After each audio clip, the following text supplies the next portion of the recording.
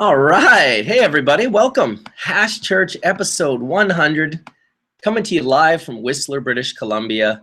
I'm obviously in my hotel room right now, so you can't really see the beautiful mountains and such, but I want to welcome everyone and explain to you guys all how excited I am for such an incredible 100 episodes of a show that started as a whim. It was a complete and total whim. That's what it was. It was just checking out to see what live chat is all about, live YouTube. And this is how 100 episodes later, almost 2 full years later, we're sitting here with what we have today. So let me just go quickly and send out the links to my crew. I got Facebook links. I got email links. I got Skype links. They're all going out today. We'll make sure we get that one out. And finally, a Skype to my good friend Chimera, just in case. I always like to have Chimera on. He's got some great perspective, and like Skunkman has mentioned in the past, he knows an incredible amount about cannabis. And welcome to Todd and Etienne to the room for Hashchurch 100, guys. Oh shit, it's a C note. Good morning. It's a C note. Hey, John. Welcome, John. Hey, John. John, can you hear us? Doesn't look working. like you can hear us, but it's good. Can you hear me? Yes, I can. I heard you there. We can How see is my you. volume? Is it better than what it used to be? Pretty good. it's- Good. I'm just checking. Okay. I love the headphones, John. You are rocking it, bro. Hey, John, out of curiosity, that frisbee behind you that says pure hemp on it, is that one of the old Evolution frisbees? I think so. I got it from Moss and West from Puffs years ago. It's always been hanging around. That's one of the first hemp things we made back in the day. Oh, that's awesome. Welcome, Sam. It used to be stuffed with hemp seeds, too, but I don't think... Good morning. Hey, Sam. Sam? Man, I'll tell you, 500 people were anxiously awaiting. That's pretty cool to be in after 1 minute and see 500 people in the room. Hashchurch 100? Oh. Hey, where you at there, Bubbleman? I am in beautiful Whistler, BC. Having a nice weekend getaway? Yeah, I'm here for the week, actually. A week. Brought this this beautiful Congo. Check this shit out. Ooh. Good morning, Natasha. Good morning. Hey, Natasha, welcome back. Good morning, Natasha. Hello. People were very excited about your information last week, so thanks a lot for coming back with us. Thanks for having me back. Yeah, I always appreciate, obviously hash makers, they all want to make hash. They all want to learn new techniques. They're always very excited for someone to share something like that. But I noticed the information you were sharing was more patient-driven, and people were really like, this is my life. This is something that is affecting me deeply, and I need to learn about this. So I really appreciated the level of information. It really goes deep to people, and it's a big deal for people to learn about this. Thanks. And before I forget, happy 100th episode. Yes. Thank you. Thank you. I kind of can't believe it. It's shocking that just on a whim this show was created, and then just everyone that became part of it really directed it and created it to make 100. I'm certain I would have never made 100 episodes of doing what I did the first Hashchurch, but it evolved and it changed and it grew, and it's kind of a cool platform for us to use now. So I'm very stoked, and I do appreciate the congratulations, but it's for all of you. I am honored to be here on the 100th episode, so thank you. Absolutely. I sent the invite out to Philippe Henry as well this morning. Perfect. Maybe I'll text him and bug him. Yeah, we've got a few different new people coming in. That'll be nice if they make it in. We got Fred Gardner as well coming in potentially to talk about some CBD and some different really cool stories about the cannabis industry. He's been involved for a long time. So I got that email this morning from Sam and sent it out, so hopefully we'll see Fred as well. Fred's great people. He's been around forever. He's been very much a helper in the O'Shaughnessy's and the whole Project CBD for sure. So it's great to to have him involved, because he's definitely one of those who's been on the front line since the discovery of CBD and realizing it helped patients to point them in the right direction of however they can get the care that they need. So as well as opening it up to researchers and studies and things like that, because I mean it's it's a recent rediscovery, but as we saw, CBD was discovered back in the 40s, so Yeah. It's rather fascinating that here 60, 70 years later, now it's at the forefront of medicine again, and it's due to all of you and all of us. So good job, everybody. I was going to say Fred Gardner wrote a paper, Molecule of the Year, back in 2007 on CBD. It's a paper that is very much paid huge attention to, and just to see how it's coming, and I hope he gets on the show. Awesome.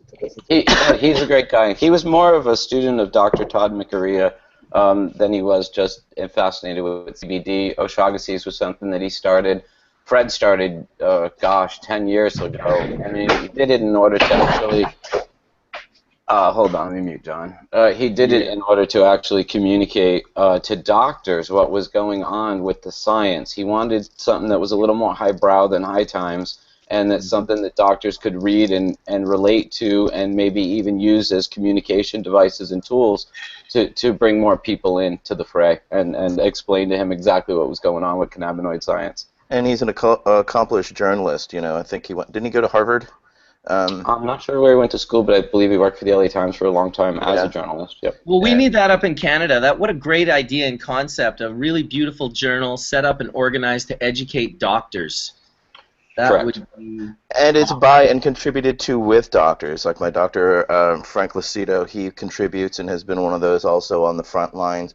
He joined with Dr. Todd Mikuriya when the federal government had actually gone after doctors after the initial opening up of Prop 215. And he actually sued to have that right to have doctors have that ability to still have that conversation with their patient, because the initial try in the United States government was to impede and block by any way possible, and so they went after the doctors initially, since the doctors could do recommendations. And fortunately, due to brave doctors like Dr. Todd Mikuriya and Dr. Frank Lucido and others, and thanks to Fred Gardner getting that information out, it's been exponential in moving the dialogue along, and then thus allowing other states to move forward. Because if those doctors their voices had been stymied initially here in California, you wouldn't see all the other states change. It would have been just... But you got to go back a little further. When I first met Dr. Todd Mikuriya, it was really unfathomable for me to comprehend what he was saying, but he was saying that in the 60s, when he discovered the information on THC and cannabinoids, at the time he was working for what became the National Institute of Mental Health, and it was classified information. And at the time I figured, how could this be classified? But when you look at the timeline of Meshulam basically discovering THC in 63, at the beginning of the 60s, mid-60s, they were not trying to share this information. So Dr. Todd Mikuriya was really one of the first government whistleblowers, because he found out that this was classified, he found out it was helping people, and he got enraged, and he really quit his job and set his life on educating people about the medical uses of cannabis.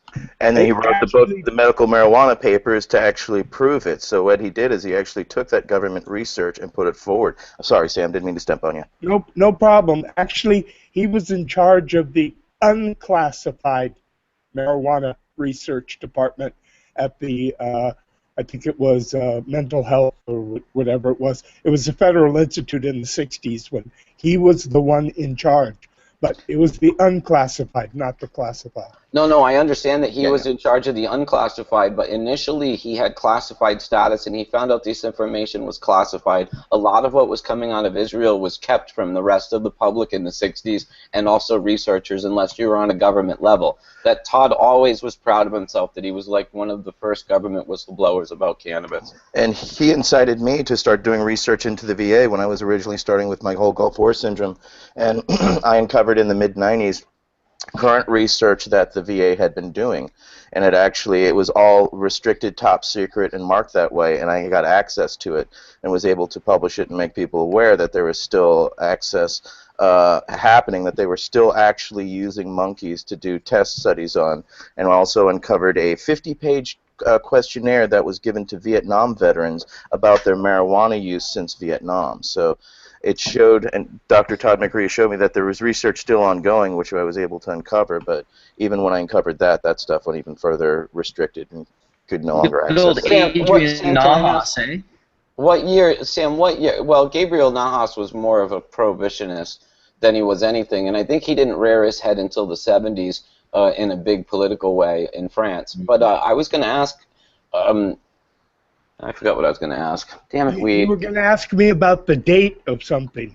Well, you know, Dr. Todd Mikuriya predated Dr. Lester Grinspoon, and I was just wondering, you know, when was the first time you heard about? Because the compendium he put out, the marijuana, the Indian Hemp Drugs Commission report, was what, 72? He published that, I think. Yeah, and I think he was hired by the federal government in '68, but I could be wrong about that year.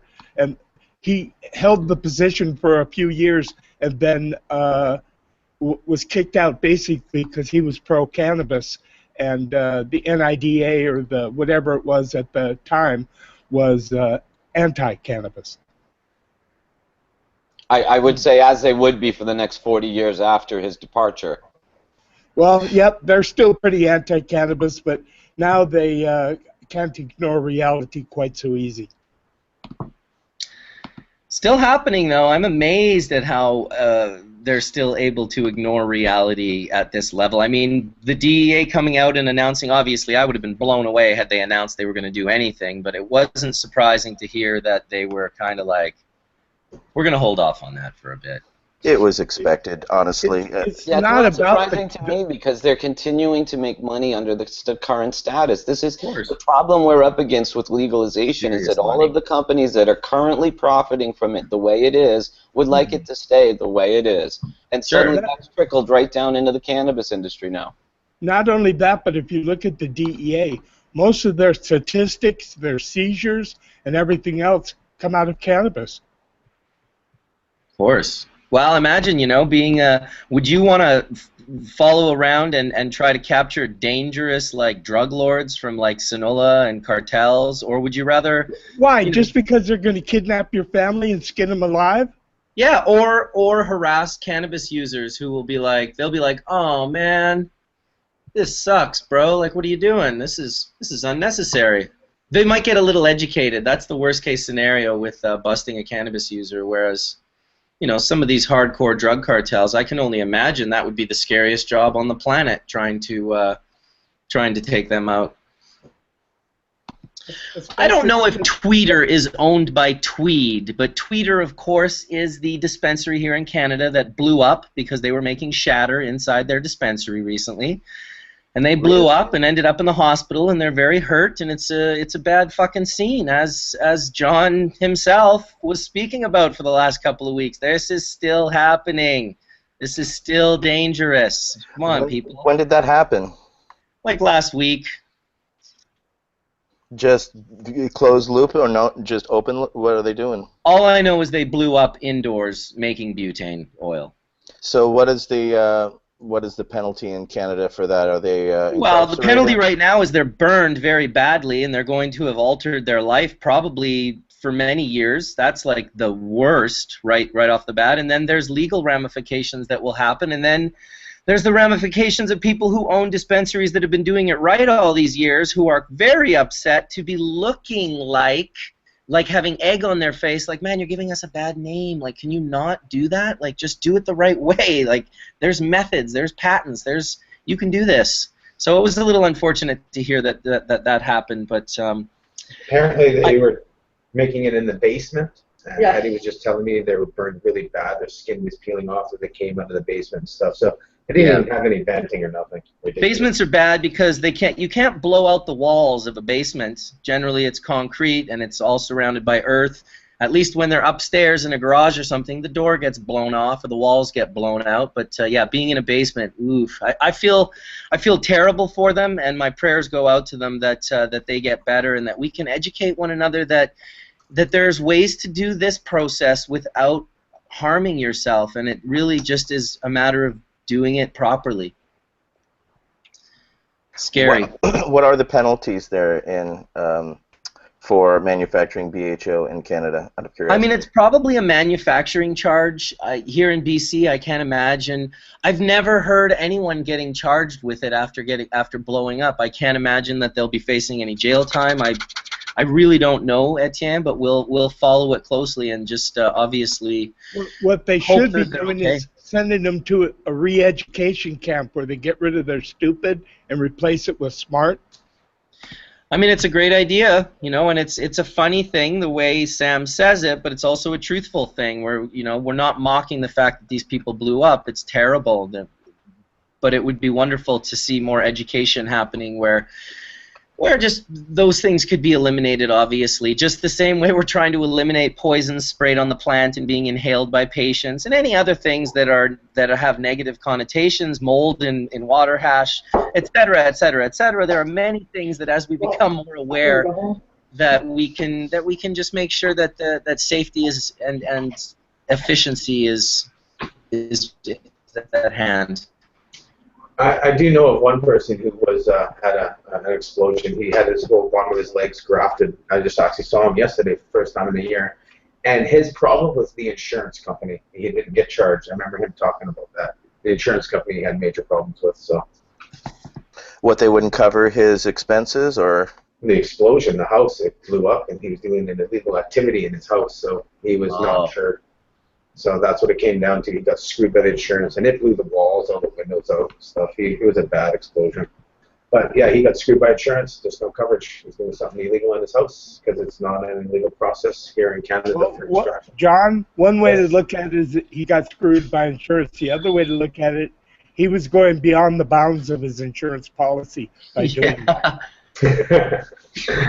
So yeah, he wasn't charged, but he did wind up losing his house overall, I think.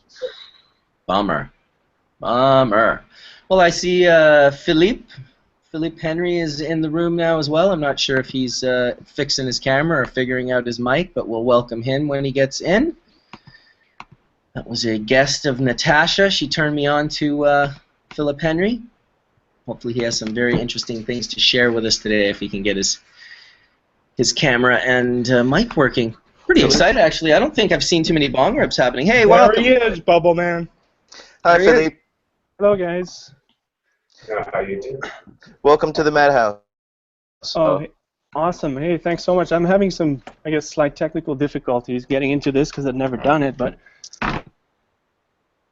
looks like I'm good, and I'm deck side and pretty stoked for the invite and to get to speak to you guys today. Thanks a lot. Yeah, maybe you could give yourself a little introduction into, you know, your foray in cannabis, what you're currently involved with. Yeah, you bet. I mean, I'll go all the way back. I'm originally from Switzerland, and last episode I heard a bunch of you guys talking about Switzerland, and you know, basically how different it is than, you know, other places, or how different it has been. I think things have changed since the early 2000s. But essentially, that's my home country, and I grew up in a number of African countries as well. So I do have a, you know, slight different take on a lot of things cannabis that we hear, you know, in the mainstream European / North American, you know, medical and therapeutic cannabis kind of industry that's been started. And you know, a lot of us obviously that are on here probably know a lot of similar things. I did my high school in the Kingdom of Swaziland, so I had you know, the opportunity to you know, interact with some of the local people, and obviously try a lot of their Swazi gold, and you know, so, and I remember it fondly as a place where, you know, they were very proud of the land races back in those days. That was the end of the 90s, and you know, I also hear that, you know, there's things, Prohibition hasn't, you know, has come after, I guess, my foray into those areas, and we had, you know, a lot of, you know, degradation of the native, you know, biodiversity, and so and including cannabis and cannabis land races that they had there. So this is, you know, this is some of, I guess, my history with cannabis, and I guess the other side, which is basically understanding biodiversity and working to conserve it and the genetic resources out there. is kind of the second part of my journey, which I did in Switzerland. And I went to the University of Lausanne and I studied botany and then population genetics of plants, starting with the olive trees. And then also I did some work on hogweeds, in particular giant hogweeds, which are an invasive species from the Caucasus that was brought into Europe and North America. And I guess that's how I learned to use the genetic tool, which essentially, to me, is it's almost like it's a laser beam. You can flash and see through some of these questions that we have, these cryptic things that are happening in plants and humans and all the other animals around us. So I've got this strong interest in population genetics, and really what it is understanding variation, breaking it down, in order to, first of all, identify hotspots of variability or biodiversity, such as in the, using cannabis genome to be able to, identify areas that have high levels of variation, and that, would basically warrant particular conservation efforts. So that, that's my broader perspective. I used to, then I came to BC, and in BC I did my PhD on a small mammal, basically continuing to use, genetic genomic approaches, basically to the point where I continued on the academic route and did a postdoc at the University of Calgary, and then I was an assistant professor at the University of Northern British Columbia in Prince George. So I kind of went down that route, quite a ways, until 2014, when, essentially I decided that I was going to, follow my true passion, which is cannabis and cannabis plants, and using genetic tools to understand some of the variation, especially in the expression of some of the therapeutic compounds, clearly. And that's kind of when I decided I moved to Vancouver, and I started, immersing myself more in the cannabis culture and cannabis industry that was really budding at that time back then, and still is, clearly. And I guess that's when I, switched my focus to using all my talents and all the skills that I'd kind of gathered to look at cannabis. And then I guess it's not as simple as just saying, hey, I want to go study weed and talk to a bunch of people. In order to work with cannabis as a scheduled substance, we need a whole bunch of paperwork from the government to be able to do that. And unfortunately, these hurdles were, I guess, slightly, too much for me to take at the time. I definitely did pursue it for a while. Eventually, what I decided to do instead, and I was always part of, I guess, some of the things that I've been using and working with is working with open data.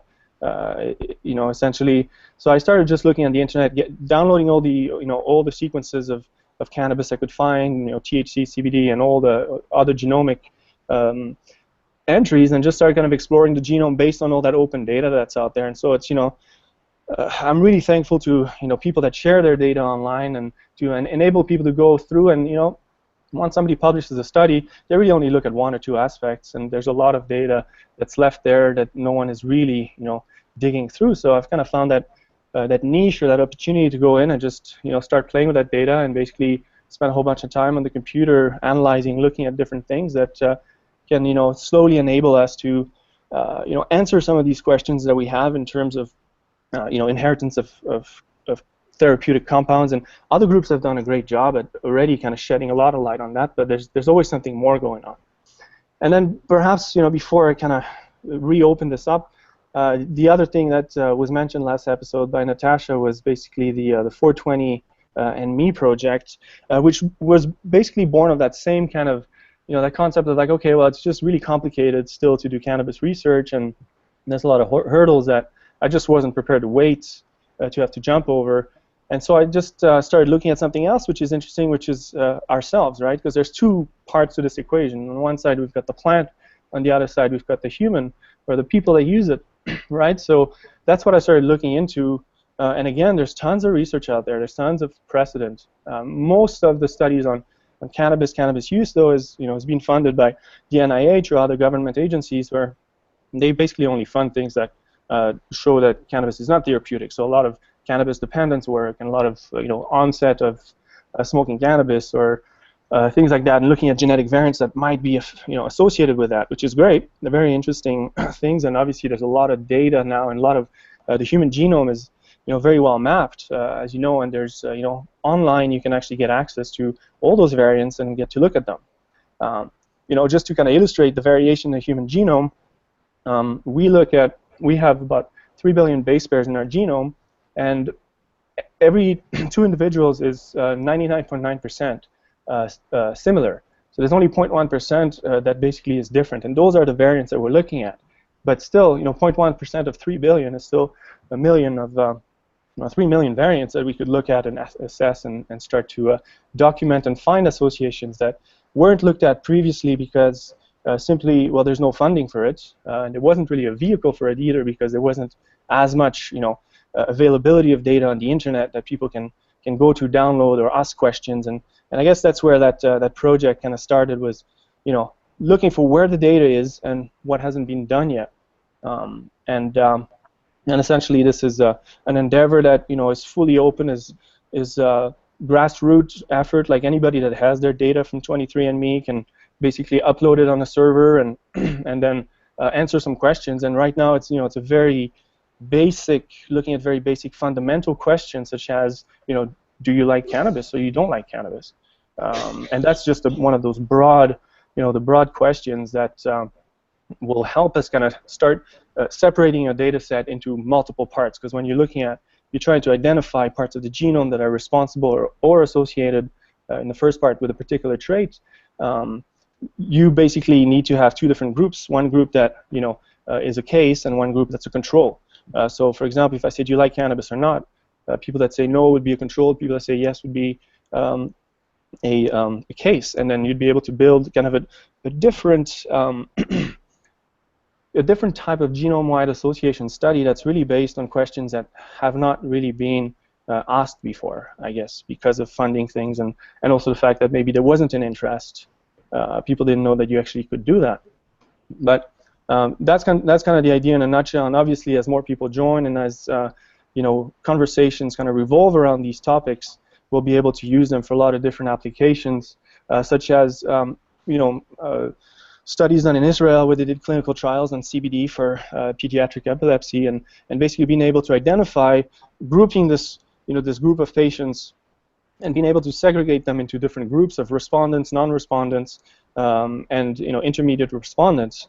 In that case, then you can you're able to make now predictive, using this information for predictive purposes, so that you can match up a patient with a cure, or you can match up simply. That's kind of in the future when you want to apply it more, but right now it's really fundamental, and it's free to open any questions, such as anxiety. These are things that we've looked at, and there's a few SNPs out there that are associated with anxiety that might make anxiety response to THC more acute. So we can start explaining these things and looking at the human population as have basically acknowledging individual variation in how we respond to different things, and cannabis is just one of them. Back to you guys. It's pretty amazing, dude. It's like you're a. Let me just mute the mic that's repeating there. Okay. It's like you're a hash maker with data. You're cleaning up and unveiling the gems in the data. The more data, the more likeliness you are to find these gems. It's fascinating, especially anything for us here at Hashchurch. We love unveiling. We love understanding and taking out the guesswork of what may or may not be happening, and that's the sort of fuel and the passion that's running people right now. It's why there's 820 people in the chat room watching live right now, because they really are they can't get enough of this information, and the more that we unveil, I mean, it's really incredible just to hear what you just said. I don't know if many people understand the ramifications of learning this information, but there's a lot of that information out there that's still unlearned. It's still quite a mystery to us, and it's very cool that people like yourself, Natasha, and others are doing this work. It's important. I have 2 questions for you, Philippe. This is Sam here. The best Swazi that you saw when you were living in Swaziland, was it Simsimia or was it always seeded?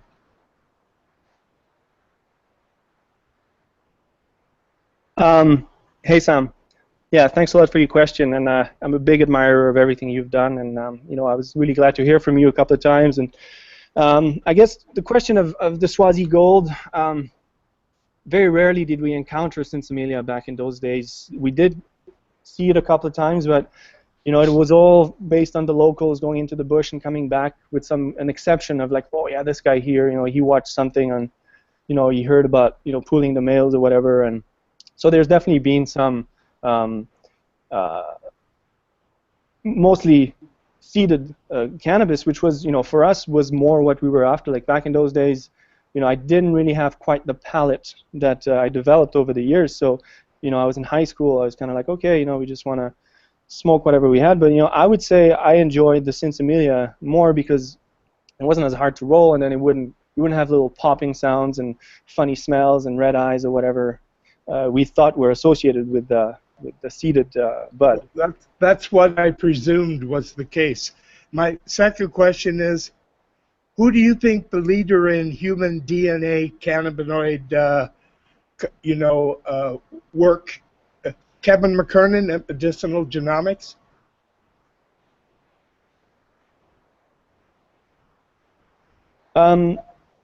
What are the other options? I mean, yeah, I mean Kevin. Well, no, that's what I'm asking you. Is there somebody? He seems to have gone further down this path than anybody else in the field that I know of so far.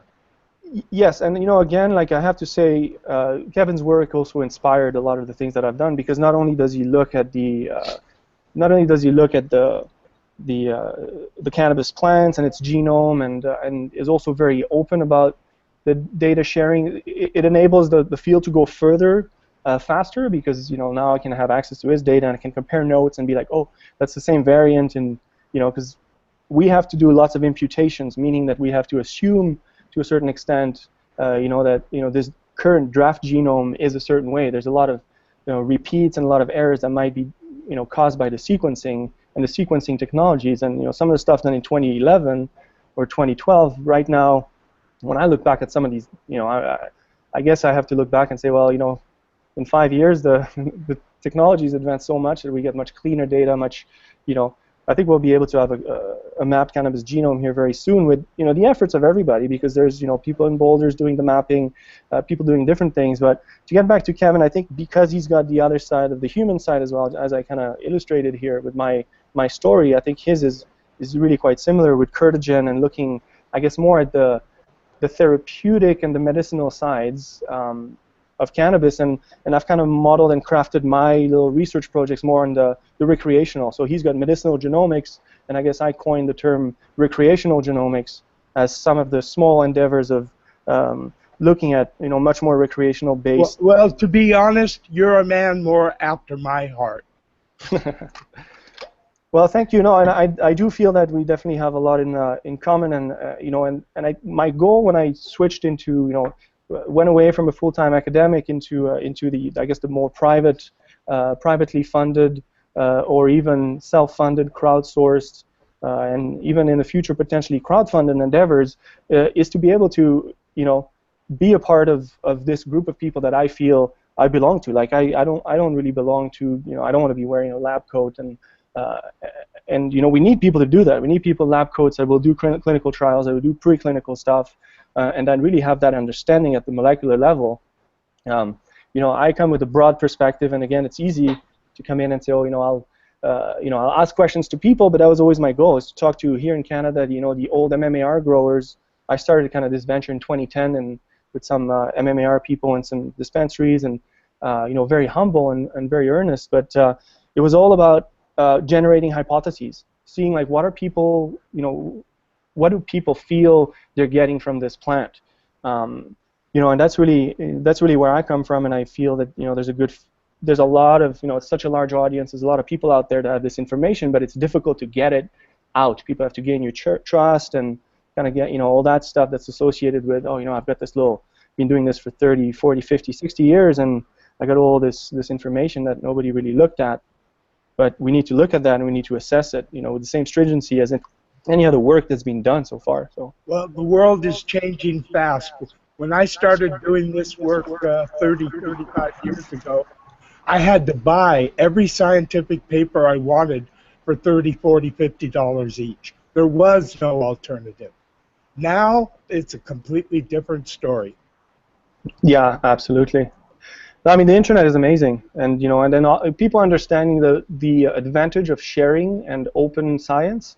I think we're really now in the past 2-3 years, although it's been around for a very long time, we're really understanding, especially in the genomic area. Like, Marcus, you mentioned something about being a hash maker.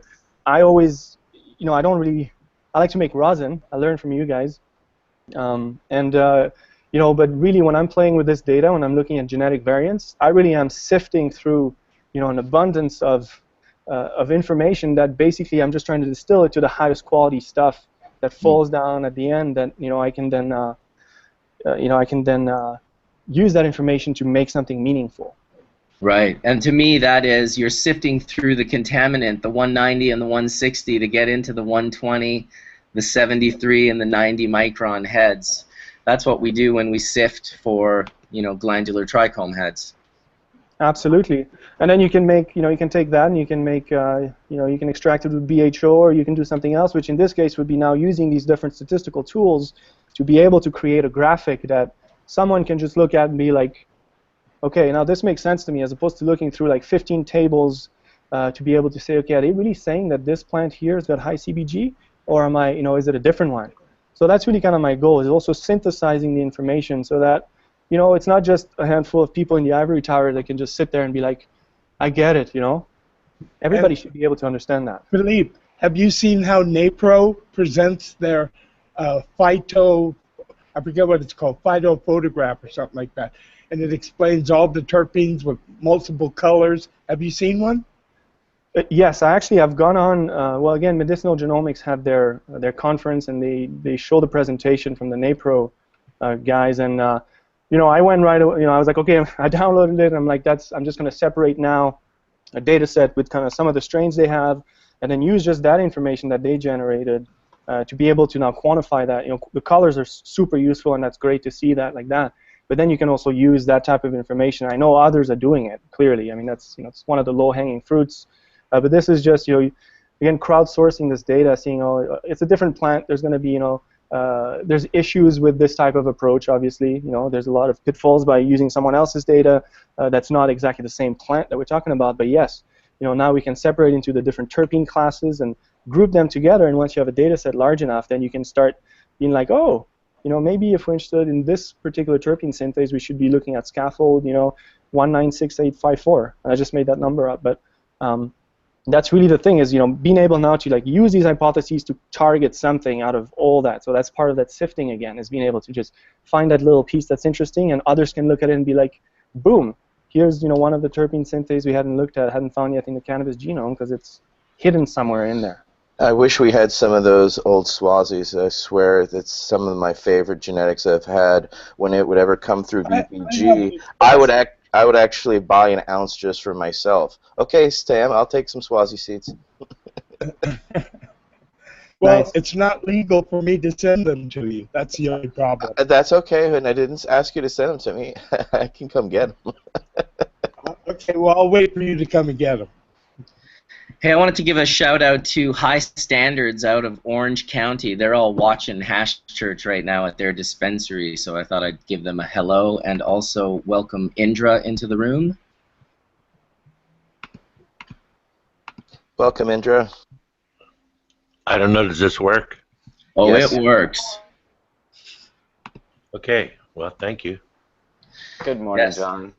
Having some interesting conversation here today for Hashchurch 100. It's kind of like our birthday today. Happy birthday Happy to birthday. you. Happy birthday Hold the to happy birthdays. Hold the happy birthdays. We have a Hashchurch panelist who has not yet arrived. And it's Marcus, And it's his birthday. who's getting the free kilo of bubble to celebrate the 100th anniversary? I thought it was free kilos of bubble for everyone. Okay, I agree. Everyone. Everyone. Yes, free kilos of bubble for everyone. We were Well, discussing that at 1 a.m. this morning. We're on the Where do we have to go to get that? Well, I think most realistically it will be Jamaica. How much are tickets anyway? Well, it really depends on where you live, but probably around $400. Something like that. NorCal. In the woods, by the coast, in the redwoods. Oh, in the redwoods. It's nice. I'm very close to an ancient cedar forest myself right now. It's just up the road across the street from Whistler Blackcomb. It's called Cougar Mountain, and you go up there, and there are some ancient cedars. I don't know, Philippe and Natasha, you're both in and around Vancouver, are you not? I'm in Kelowna. Oh, Kelowna. Yeah, K-Town. I moved to K-Town, yeah. Very nice. I was going to say, yeah, that's good. That's absolutely good. Well, you should check out the Ancient Cedars, Natasha. You're not too far away. I'm in Richmond, actually, but close. But that's not too far away, a couple hours. Yeah, totally. I like heading to the forest. One of my buds and I go for long runs every weekend. That's our ritual. Peak our endocannabinoid system. Yes, I was just going to say, as you were saying it in my mind, I was thinking, nice, good way to activate the system. It sure makes you feel good. And I wanted to say, since we talked a little bit about exercise activating the endocannabinoid system and just touched on it last week, I went deeper into the literature over the week and kind of teased out some of what actually is usable data. So people could say, hey, if I want higher levels of anandamide, what do I actually have to do? And so I found a few things that were interesting. We talked a little bit about how THC is fat soluble. So when people smoke cannabis, it can be stored in their fat. And so when they do activities that can burn fat, this can release stored THC into the blood. And I found two studies about this that were pretty interesting. The first one, they just took some people, about 10 people, and they who were cannabis users, and they had them do exercise for about 30 minutes. And they found a small but significant increase in serum levels of THC just from exercise. And so, but where I found this interesting, another study, is this other group tried to repeat this by using running on a treadmill. And when I first glanced at the study, they were very in the abstract saying, nothing to see here, this didn't happen. There was no change in THC with exercise. And then when I went into the results section, same thing, nothing to see here. But when I went into the discussion, you actually see that the author's comments were, oh my goodness, once these people did 30 minutes of exercise, their THC levels increased by 25%. So I thought it was kind of interesting, just showing how even on some of these academic papers, you actually have to search within the paper to actually find the info, because due to prohibition and other issues, even the researchers will downplay their results. So it's not only that, though, it's how you measure the THC. Of course. Stored, if I'm understanding correctly, what's stored in the fat is not THC. It's 11-norhydroxy, the inactive metabolite of THC. So if you test them for THC with the normal test, they'll test positive, but there's no active THC. Well, they're actually testing both forms, and they're finding changes in both, like the THC and the breakdown product. So in both studies, they found actually higher levels of just THC. So there's something more going on there. That's and really of course, odd, because THC is not delivered to the bloodstream. So how's it going to be delivered to the fat? I don't get it. I don't know the whole mechanism. I can show you the study and show you what they did. But the basis of the study was basically just showing that something that is metabolizing your fat stores is potentially altering serum levels of cannabinoids. And you're right, it could be more breakdown products. That still needs to be teased out. But the other thing that exercise mostly does is it really boosts your serum anandamide levels. So your serum anandamide levels are, or anandamide, as we know, is the bliss molecule. So it's made as a breakdown product in our body from arachidonic acid, so N6 fatty acids. So if you make sure you're eating adequate fats to actually get enough anandamide. But there was 5 human studies, different early trials, showing different ways of doing exercise could boost your serum anandamide levels. And these various studies teased out different ways. Like some were looking for how long, 60 minutes of intense exercise. Some were looking at how if you hike and change your elevation, does this boost more anandamide? But this final study that was just done in 2015, they looked at 4 different things. Like they looked at walking, they looked at jogging at a slow pace, they looked at running at like 75% max, and then they looked at like hardcore, like full-on running. And interestingly enough, they found that the slowest jog was actually the best way to boost your serum anandamide.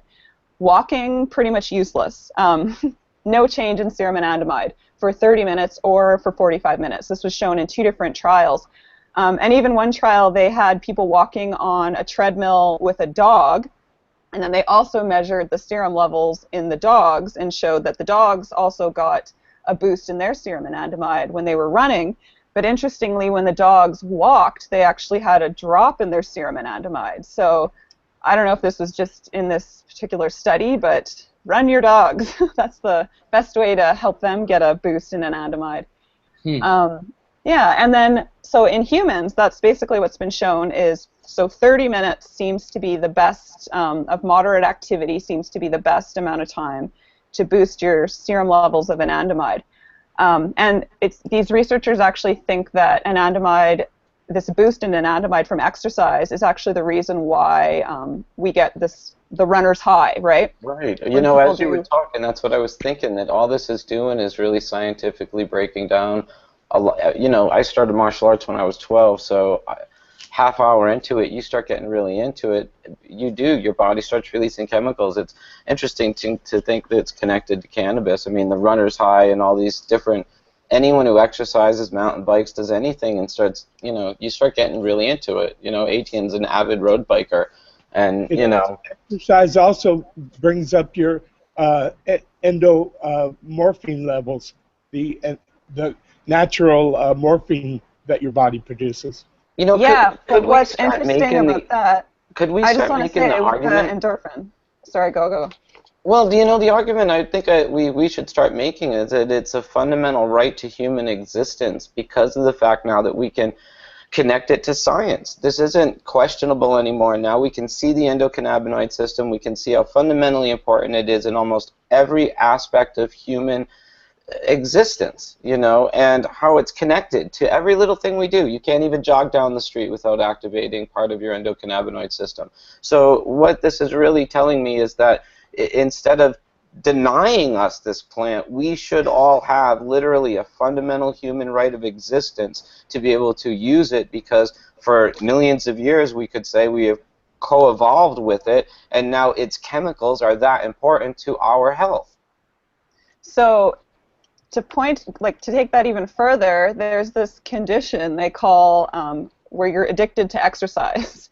And what's really interesting is exercise withdrawal has very similar symptoms to cannabis withdrawal, in that you get depressed, you get moody. Well, and I mean, this doesn't happen in anyone, but when they look at what happens with these athletes that they say are addicted to exercise, and what they mean by addicted to exercise is these people continue to exercise even when they're injured or they don't have time or something is happening where it's actually interfering with their life, and they can't stop exercising. So they did this cool study where they found these people who were addicted to exercise, and they compared them to people who were in good shape, exercised, but didn't have these exercise addiction symptoms. And they basically took these two groups and they deprived them from exercise for 2 weeks, so no exercise. And they found that the people who suffered from the exercise addiction had severe mood issues, sleep issues.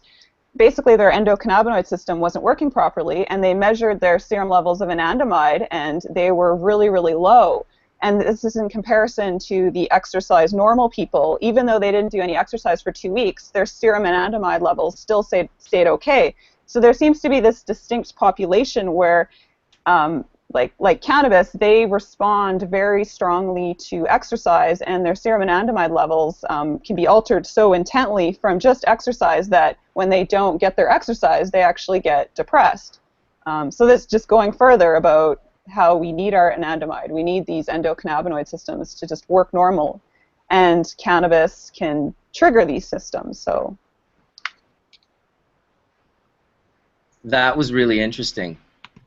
That is very interesting. I wonder what the what adrenaline plays in the role, because as I am up here in Whistler, I find that the exercise that people are doing up here tends to be a little bit more extreme than the exercise people do just in everyday life. People are jumping off mountains and shredding up and down mountains, and it's quite an incredible. Right now, it's actually Crankworks here in Whistler, and I think today, right now, in about 10 minutes, the Red Bull Joyride will start, which is all the top mountain bikers in the world going down and off these huge jumps, 40-foot gaps and double backflips and the whole 9 yards. I will go get some pictures later on, just at the end of it, because it is unbelievable to see what these humans can do on a bicycle. But what role is adrenaline playing in this? Because when I hear addicted to exercise, I gotta think some of these people are addicted to potentially that boost in the serum level with the combination of adrenaline.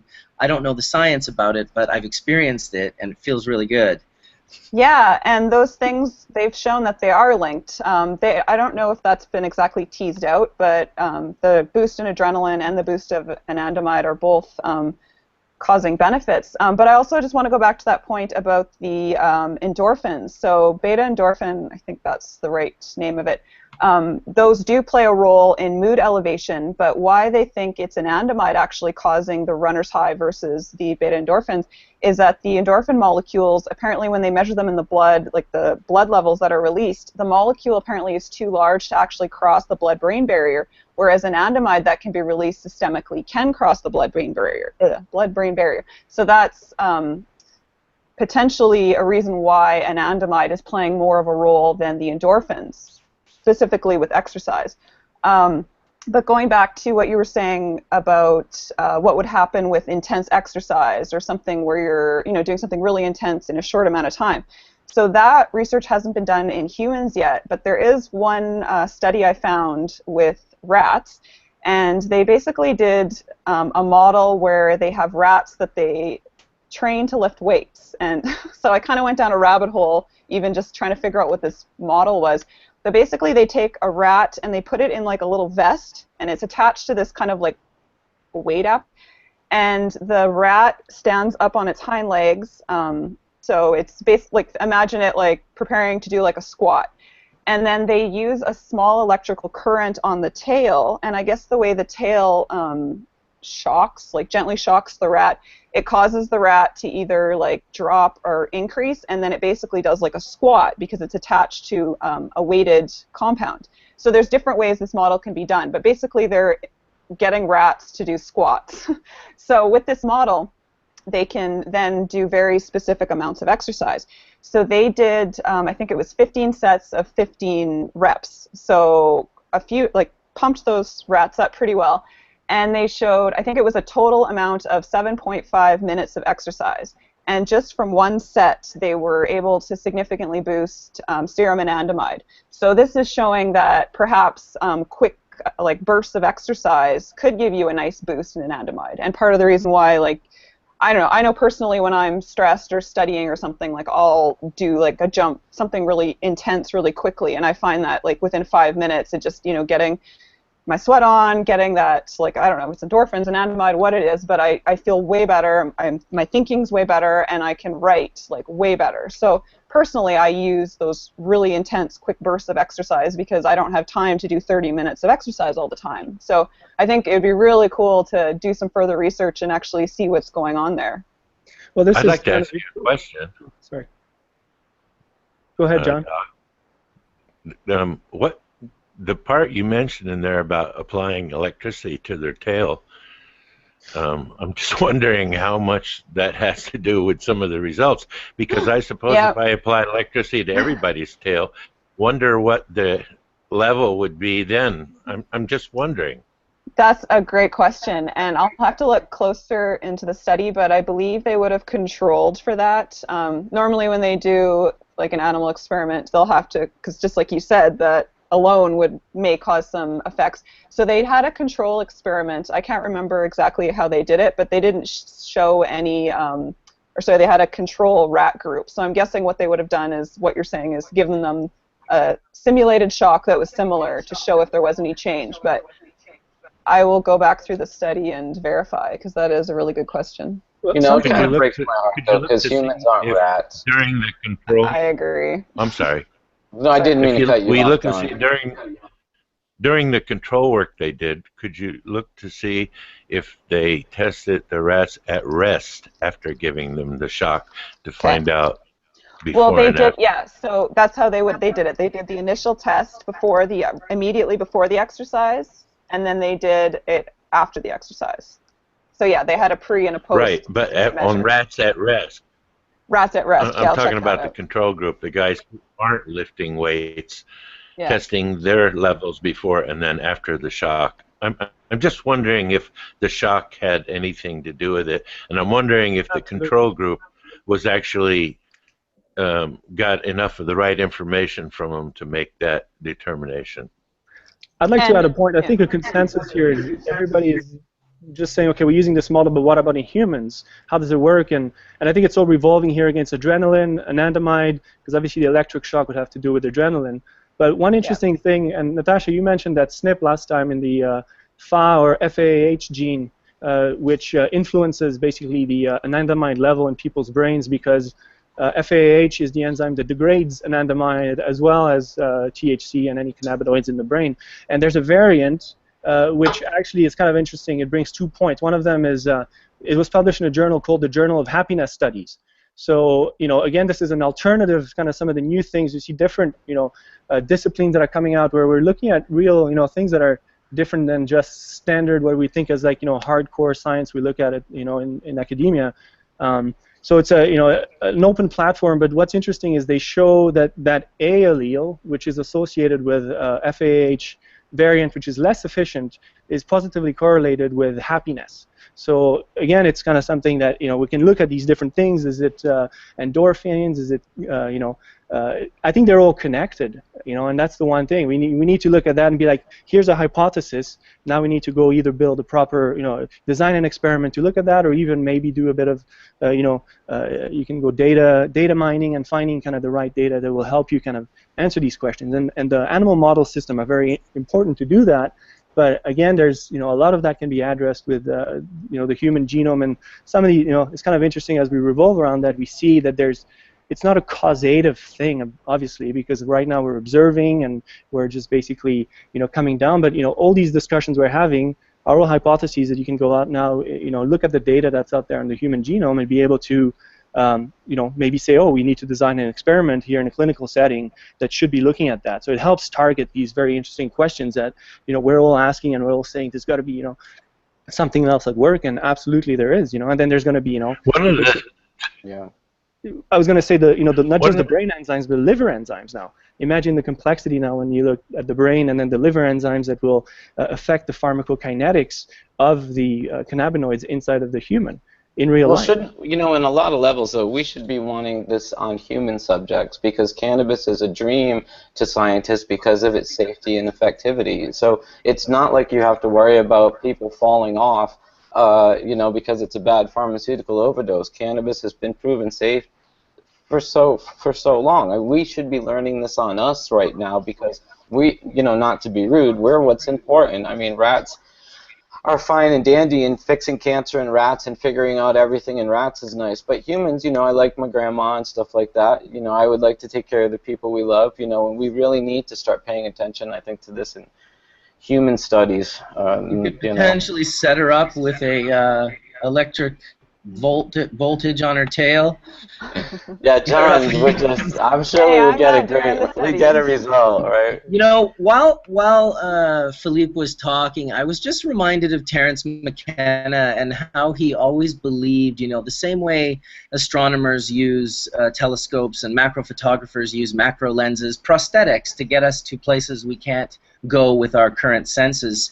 And Terence McKenna always talked about the importance of psychedelics being used by intelligent people who were thinking the deep thoughts, you know, not just philosophical thoughts, but, you know, data entry and type stuff as well. And I wonder if any of you think that there's an importance in using that prosthetic of the mind to go not into, you know, getting high and out of control, but, you know, getting getting deep into thought and using that prosthetic on the mind that allows you to go a little further and deeper into some of these incredible concepts, in my opinion. Oh, big Mark, time. why do you call it a prosthetic of life? I prefer to look at that as a key to understanding in our Sure. minds. Yeah. It People was a are metaphor. always talking about how can marijuana be used to control pain. And I find that question utterly ridiculous, because if you get high, you've invoked some of this happiness feelings. It's very difficult to feel happy and high and in pain at the same time. They balance each other out. I know I live with pain all the time. I've got 2 titanium cages in my back. I was shot right through the body in Vietnam, in the front and out the back, and other things. I got part of a finger blown off, shot off at the same time I got belly shot. And still, all in all, when I wake up in the morning, I'm alive and I'm okay and I'm in pain. But I go and I roll that first doober up, and I sit down and smoke it, and a wave of pleasure washes over me. And that wave of pleasure, as it is doing that, washes out some of the pain and upset and difficulty. And that's not too hard to understand. The part that is keeping us all divided is that there's a bunch of people who refuse to acknowledge or even look at the possibility that that might be the case. They want to see somebody put down some scientific evidence, and happy is very difficult to get into a test tube. Well, what cannabis does to people is way beyond happiness, though, right? Quality of life. Yeah, it's way beyond happiness. Yeah, quality of life. And what Marcus was talking about there is those eureka moments, right? It's beyond, you can't really explain that, and it's it's a mixture of we have parallels with exercise and these bliss, and anandamide means the bliss-causing molecule, but cannabis and THC itself, and perhaps even more 11-hydroxy, which is way more psychoactive, will create these moments and these connections in your brains that are seemingly unrelated, but when you smoke or when you ingest or whatever, use cannabis, now these things finally make sense, and you've got this big eureka moment, which psychologists have called it hyper-priming, as the kind of the mechanism by which our brain is able to put these things together. And then we're talking about ways that we can change. Exercise causes more anandamide, but there's recent research that shows basically that they've compared people that smoke daily, people that never smoke, and then they looked at the expression of CB1 receptors in the brain. So obviously this is something that would mediate a lot of these things we're talking about right now. And what's of interest is they found that after 48 hours, whether you were a daily smoker or whether you never smoked, you have the same levels of CB1 receptors in your brain, whereas if you're smoking every day, you actually have less. So you're actually inhibiting the expression of CB1 receptors by using the substance every single day or very often. And obviously not everybody can afford, or not everybody can take breaks because they require that on a single day, but 48 hours is really all you need. And this is something that I adjusted my behavior because of that this paper that came out, and I read it and I was like, you know what, I'm going to take 48-hour break every single week, so that when I'm back on my Wednesday or Tuesday evening, whatever it is that I choose to take my 2 days off, now I get the full benefits, and I get because that's really what I'm after. I'm after using cannabis as a cognitive enhancer. That's one way to do it, Philip. The other way is just smoke incredibly strong dry stuff. I guarantee you never have less effects, no matter what anybody else tells you. It's true. Wow. Exactly. Okay. 8 hours away from it is good enough for me, and then I wake up. Yeah. And I want to put in another plug for exercise, because exercise can also modulate the activity of our CB1 receptor. But what's interesting about the CB1 receptor is, so there's CB1 receptor all over our body, and in our brain it has one effect, but also in our muscle it has another effect. So in the muscle, what the CB1 receptor plays a role in is it helps with insulin and fat metabolism. So it plays a role in obesity. And so I'm sure you guys remember the drug Rimonabant. That was a drug designed to block the CB1 receptor and was being used to treat obesity. A bad side effect was it caused depression, so it had mood issues. So what's interesting is with the CB1 receptor, ideally we want therapies, if we're looking for, say, obesity treatments, we want therapies that can block the CB1 receptor in muscle and systemically, but we want it to boost it in our brain, so then we still get the beneficial mood effects. And exercise, it seems to be the magic thing that can do both these things, because exercise reduces the CB1 receptor in muscle, so that's part of the reason that exercise helps with weight loss and keeping our body healthy. But in a rat study, and again, why do we have to do animal studies? Sometimes we have to do animal studies because we need to learn mechanism, and we need to look at tissues and places that we can't really look at in a body. So for instance, in this rat study, they did exercise and then collected the brain, and they looked at the CB1 receptor and found that it increased in the brain. So exercise seems to increase the CB1 receptor in the brain but reduce it in the muscle. So it's kind of having a modulatory effect that's beneficial overall. Have they done any studies where they, since chimpanzees are so easily trainable, and many places around the world chimpanzees can be seen in zoos smoking cigarettes, and chimpanzees a bunch of rolled joints is in order, because the chimpanzees are most like us, and I think if you show them how to smoke, we'll start to see some results that aren't complicated with the kind of issues that human beings have when they get high, which is, i.e., completely changing their personality, some of them, others becoming talkative when before they were absolutely quiet. And I'm just wondering, while you're looking around at the studies, I doubt that that's happened yet.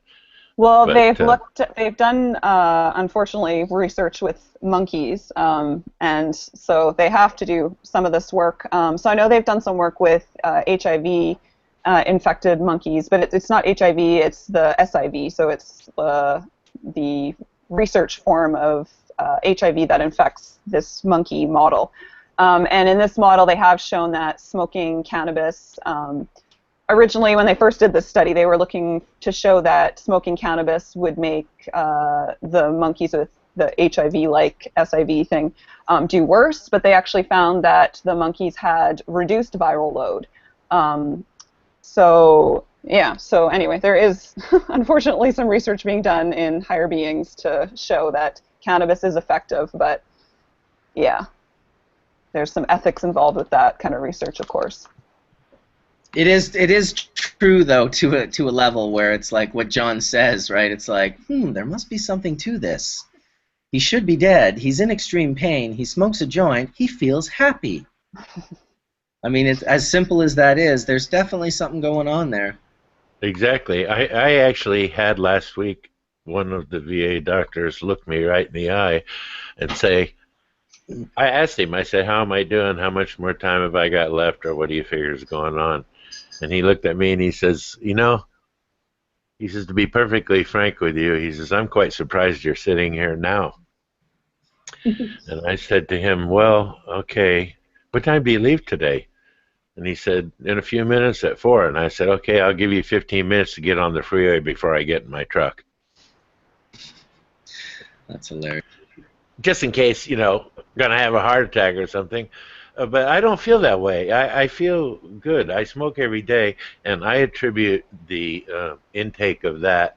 I mean, I've tried all kinds of things. I've got giant bottles of hydrocodone that they gave me, but I couldn't take them. I even broke them in little pieces, and I just take a little piece of it, and I would always be, and I don't want that, and so I stopped it, and I smoke, and I smoke, and I smoke, and I put it in food.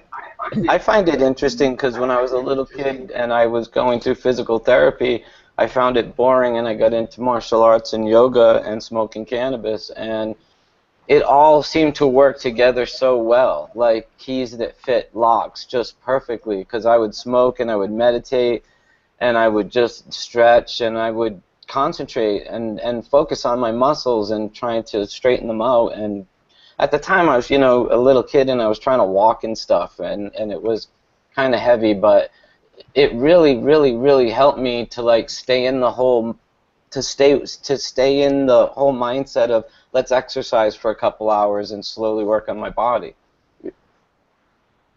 now chemically, I guess it's actually showing that when I started doing it and warming up, it actually, you know, in a sense, I think that when you look at the endocannabinoid system, it's, you know, when you look at the cannabinoids that we are smoking, in the fact that they're kind of entertaining the keys in the same locks, you know, and we're getting similar results in our body from unlocking these keys, and when we combine them together, it's almost like a guarantee to paths of calmness or joy or peace, or, you know, if you smoke cannabis and do some mild exercise, I can see why it's such a huge part of the gym as you talk, is what I guess is where it comes to mind. And I'm really excited to see more science come down the pike around this.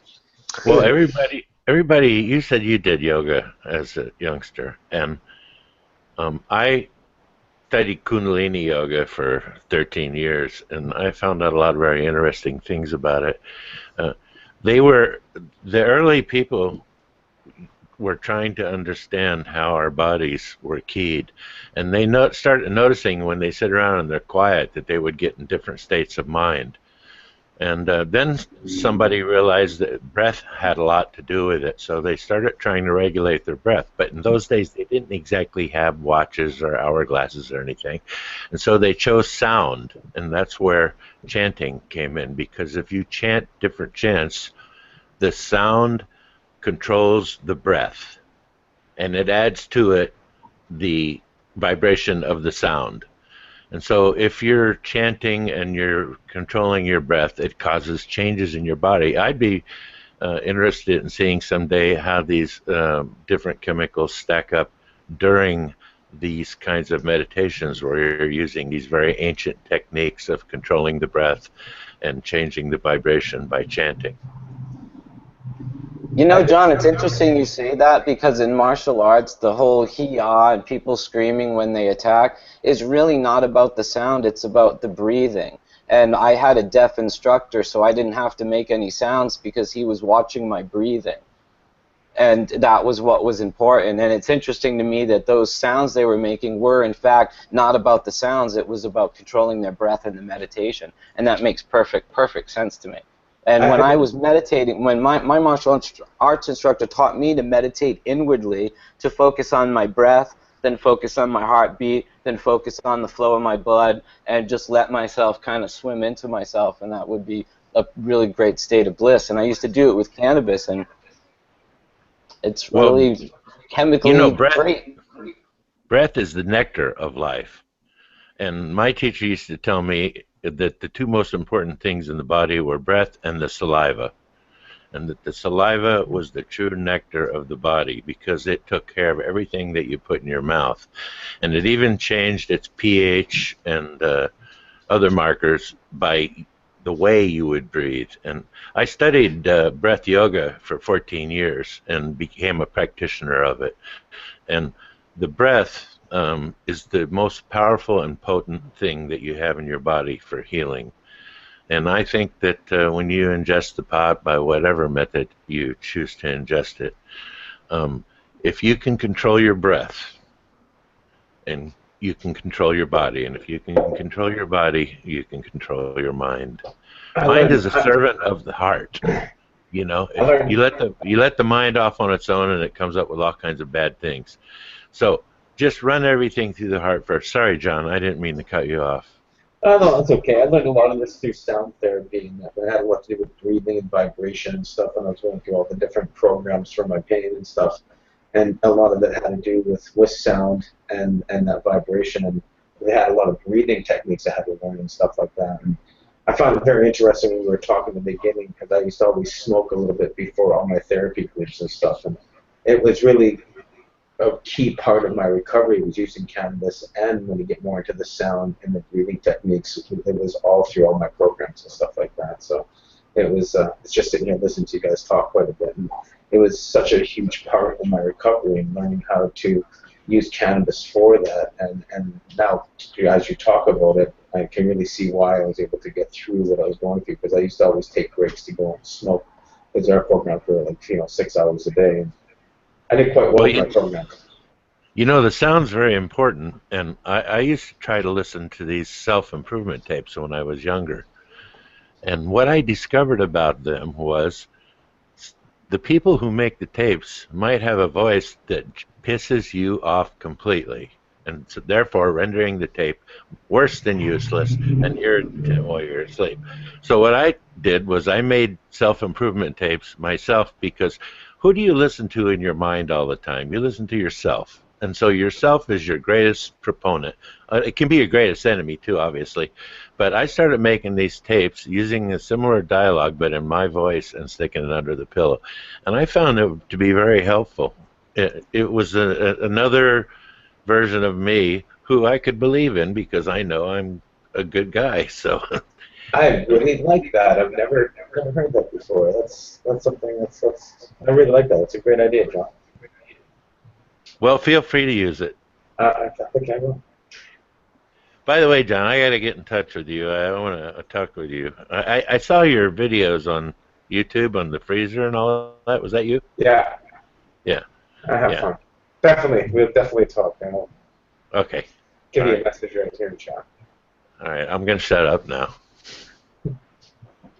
No, we want to hear you talk, John.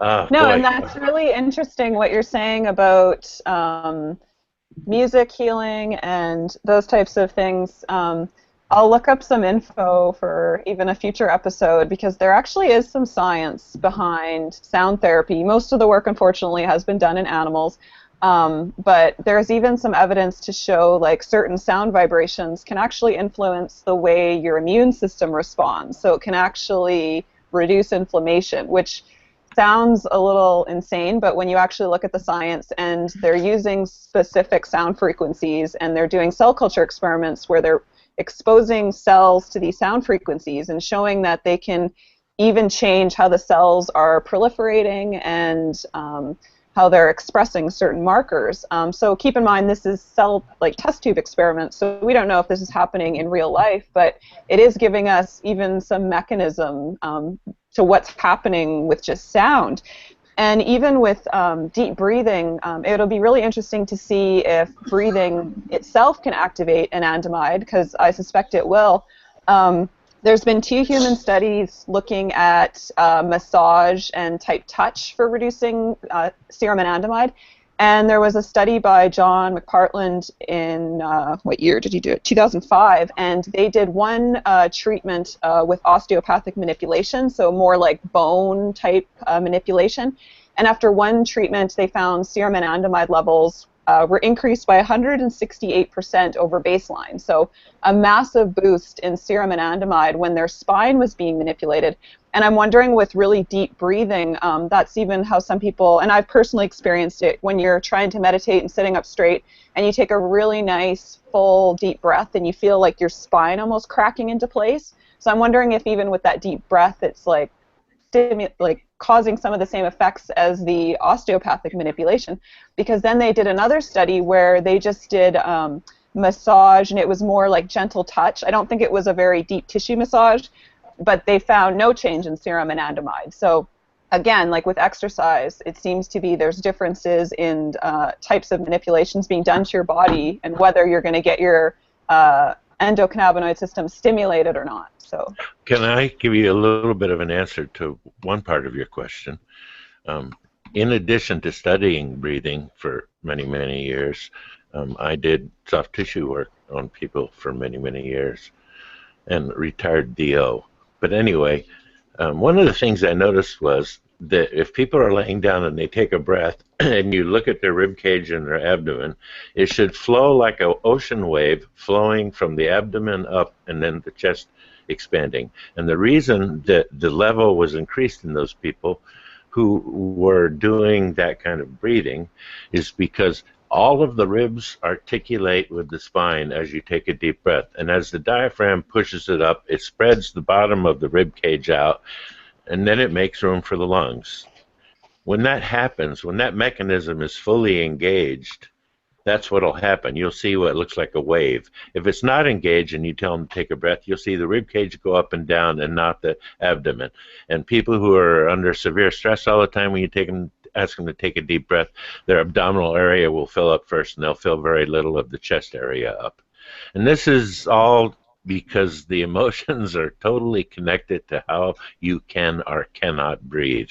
And if you can't take a breath, you're in trouble. Stage one. If you can't get a full breath that your diaphragm fills up and the lungs fill up, then you're going to be suffering from some problems. And I've taught breathing for 30 years, and I've done manipulation for 35 years on it, and I can tell you unequivocally, without any doubt whatsoever in my mind, that it is all completely connected. Well, and to go to speak to what Natasha was talking about regarding music. I mean, without a doubt, music and cannabis are two of my biggest mood alters. I mean, I can change my mood immediately with the right song, the right movement, you know, and it can be anything from the heaviest of metals to as something as sweet as Mozart, you know, but whatever it is in the moment, I can find the right music to just really put me in the right mindset, the mood, and I know it affects my breathing, I know it affects my heart rate. I used it even when I was in combat. I even had soundtracks for combat, you know, just to get myself ready to have to do what I had to do, you know.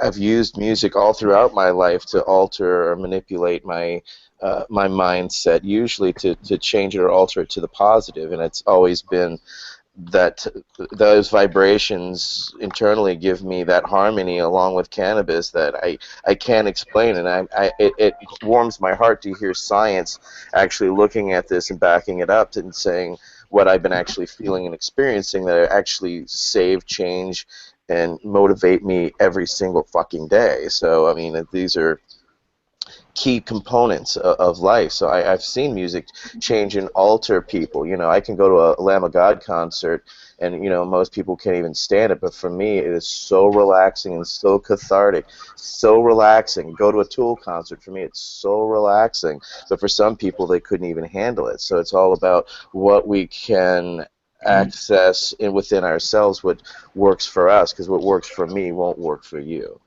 I know. Well, in the Cincinnati Zoo plays Beethoven for the monkeys every night, and they calm down. And on that note, it is the Dry Sift General's birthday today. D420K, happy birthday, dude! Happy birthday, dude! Happy birthday, D! Bong rip! Bong rip for Darrin. Bong rip. Is a pale man from Saskatoon. Who's got the Bong radio rip. on? Bong ripping. Someone have a radio on in the background? Bong rip, mother lovers. Bong rip, mother lovers. 888 viewers watching you stimulate your endocannabinoid system right now. Well, that's awesome, D. So you're a Leo or a Virgo? Leo. Because my birthday's next Sunday. I'm a Virgo, so well, we'll see. I'm right on the cusp. I think the 22nd is the change, or the 23rd is from Leo to Virgo. But yeah, 46 years young today. Fucking loving it, man. Feel good. Feel like I'm 20 still. All my grandkids, and I've got a number 11. Another grandbaby on the way. My youngest granddaughter came into the house last time I was home with a big sister shirt on. I looked at it. I looked at my daughter. I was like, what? Fucking another baby coming, man. Another grandchild. Number 11 is on the way. And I'm going to call this grandchild 11. That's it. It's going to be named 11 from me. You are number 11. Very good. And how appropriate. Now, there's a TV show called Stranger Days or something, and there's a character called 11, and it's a girl. Oh, cool. Well, I do believe, I will predict that this grandbaby is going to be a boy. All right. Well, check it out. Congratulations, dude. Thank you. Thanks for the happy birthday wishes, everybody. Oh, my God. How about this Congolese rosin? Damn, son, that's pretty. Oh my God. Oh, it kind of looks like a dude. Anyone else notice that? Red Congolese or green Congolese? Well, I'm guessing it's the verde. Yeah, we see more of the verde out here. We don't really see the green.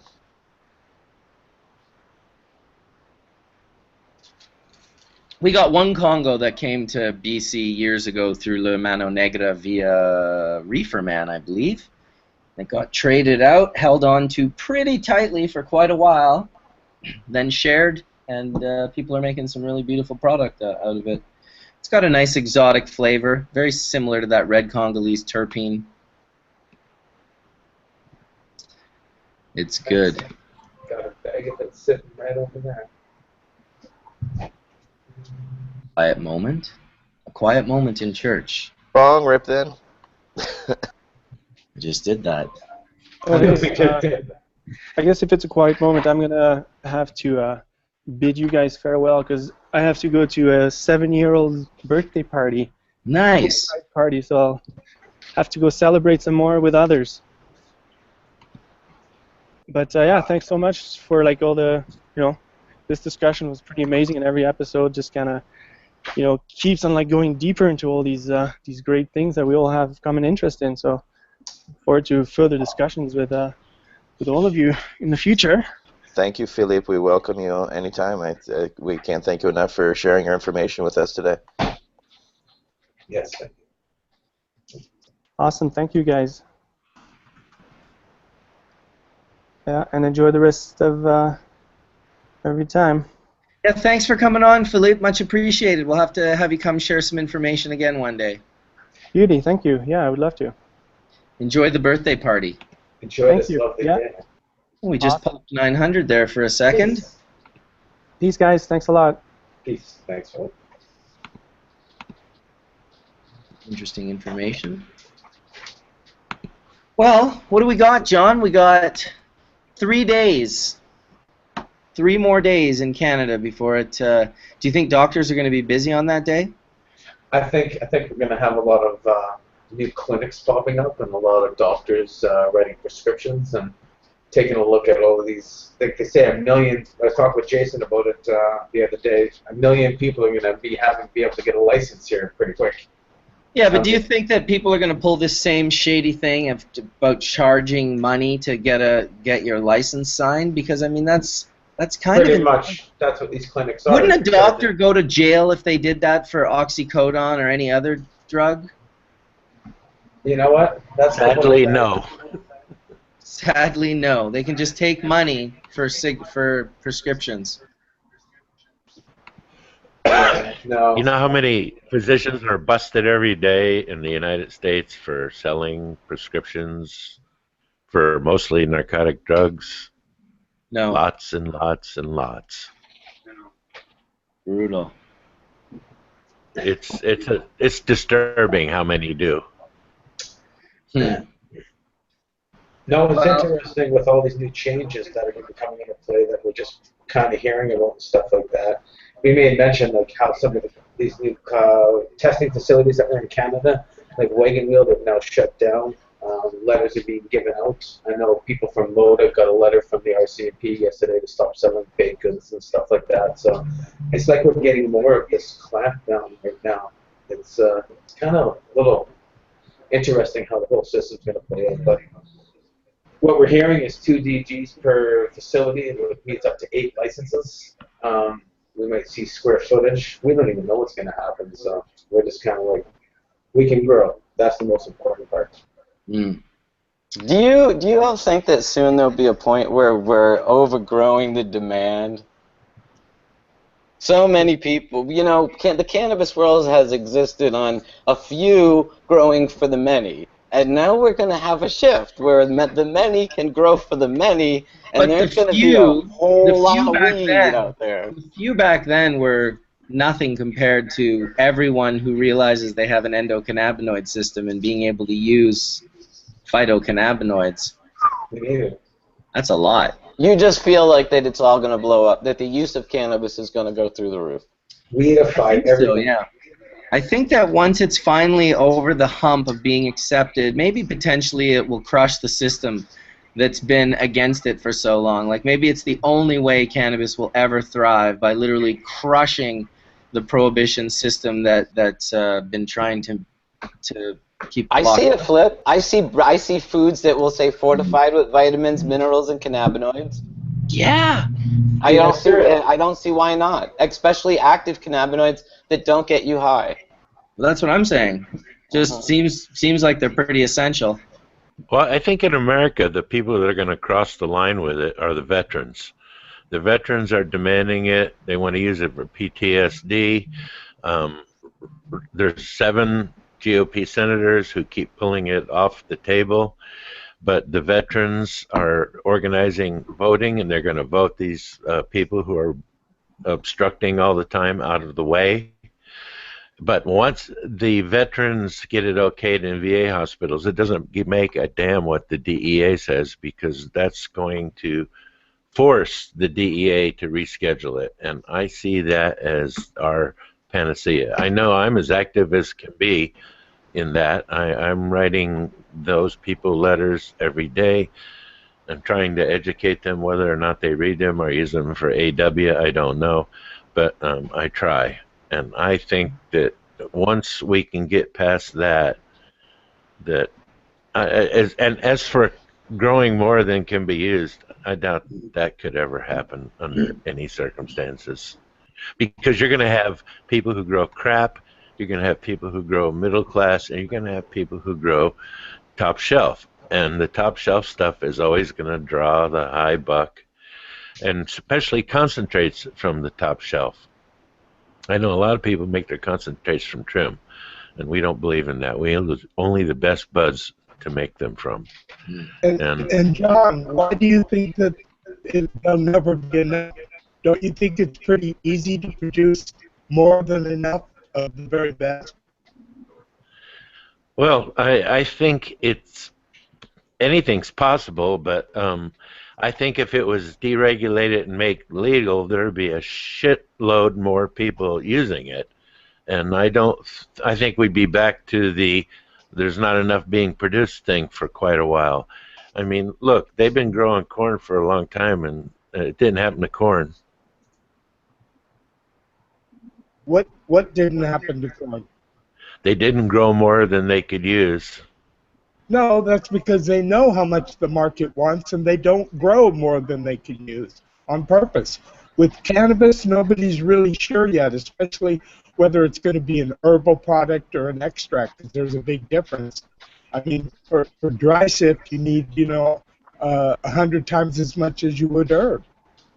Yeah, don't get me wrong, John. I think that the market is going to explode, but right now, with looking at what's happening in Canada, and legal producers are already feeling the pinch of us self-producing cannabis. So, this is, shows and shows ago we were talking about the LPs in Canada, supposedly coming down on the Toronto police to go and bust the clubs because cutting into their sales. And I think that the market is limited right now until we get it in every store, every grocery store, every health food store, until it's at farmers markets, it's treated just like tomatoes or whatever. I think that it's going to be an interesting market to watch emerge. But I think someday, very soon, it'll be in all the places I just mentioned.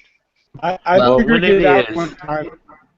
Sorry, go ahead. 50 square miles or 60 square miles at the most is enough to grow enough cannabis to supply everybody in California.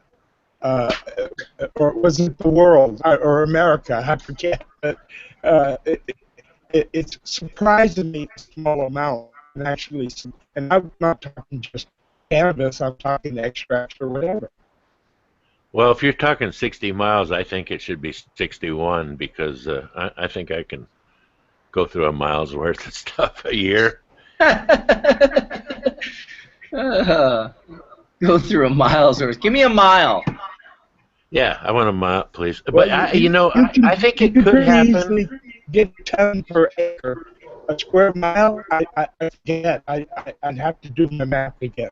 It's about 500 acres, and I don't know. I would need a lot more pot. Well, I do a lot of things with it. I make it into the temple balls, and that burns up quite a bit of material. And in addition to that, there's the concentrates, and then the flowers themselves. And if you do it for a lot of people, like in a cooperative situation, you'd be amazed at how much material. Well, maybe you wouldn't, but A lot of people would be amazed at how much material it takes to do certain things in a certain way. I would be amazed at some things, but I would not be amazed at how little cannabis is really required to supply all of California. It's really just not a big area. Yeah, I live up in the north on the coast, and I just don't know anybody up here besides the people that run the little podunk stores and stuff that isn't doing that. I mean, people all over town, and you drive down the center of town and you see hippies all over standing there with signs going, "We want trim work," and it's the most common sight in Garberville. 20, 30 people on the street looking for work as trimmers. And I'm not talking Garberville. I'm talking Central or Southern California, or someplace where it's flat and you use tractors and you do 1,000 acres at a time, or 10,000. Oh yeah, Southern California is a great place for it. I grew in high desert there once, and we grew some amazing plants. I agree. It just depends. I've smoked Southern California pot, Northern California pot, Vietnamese pot, Thai.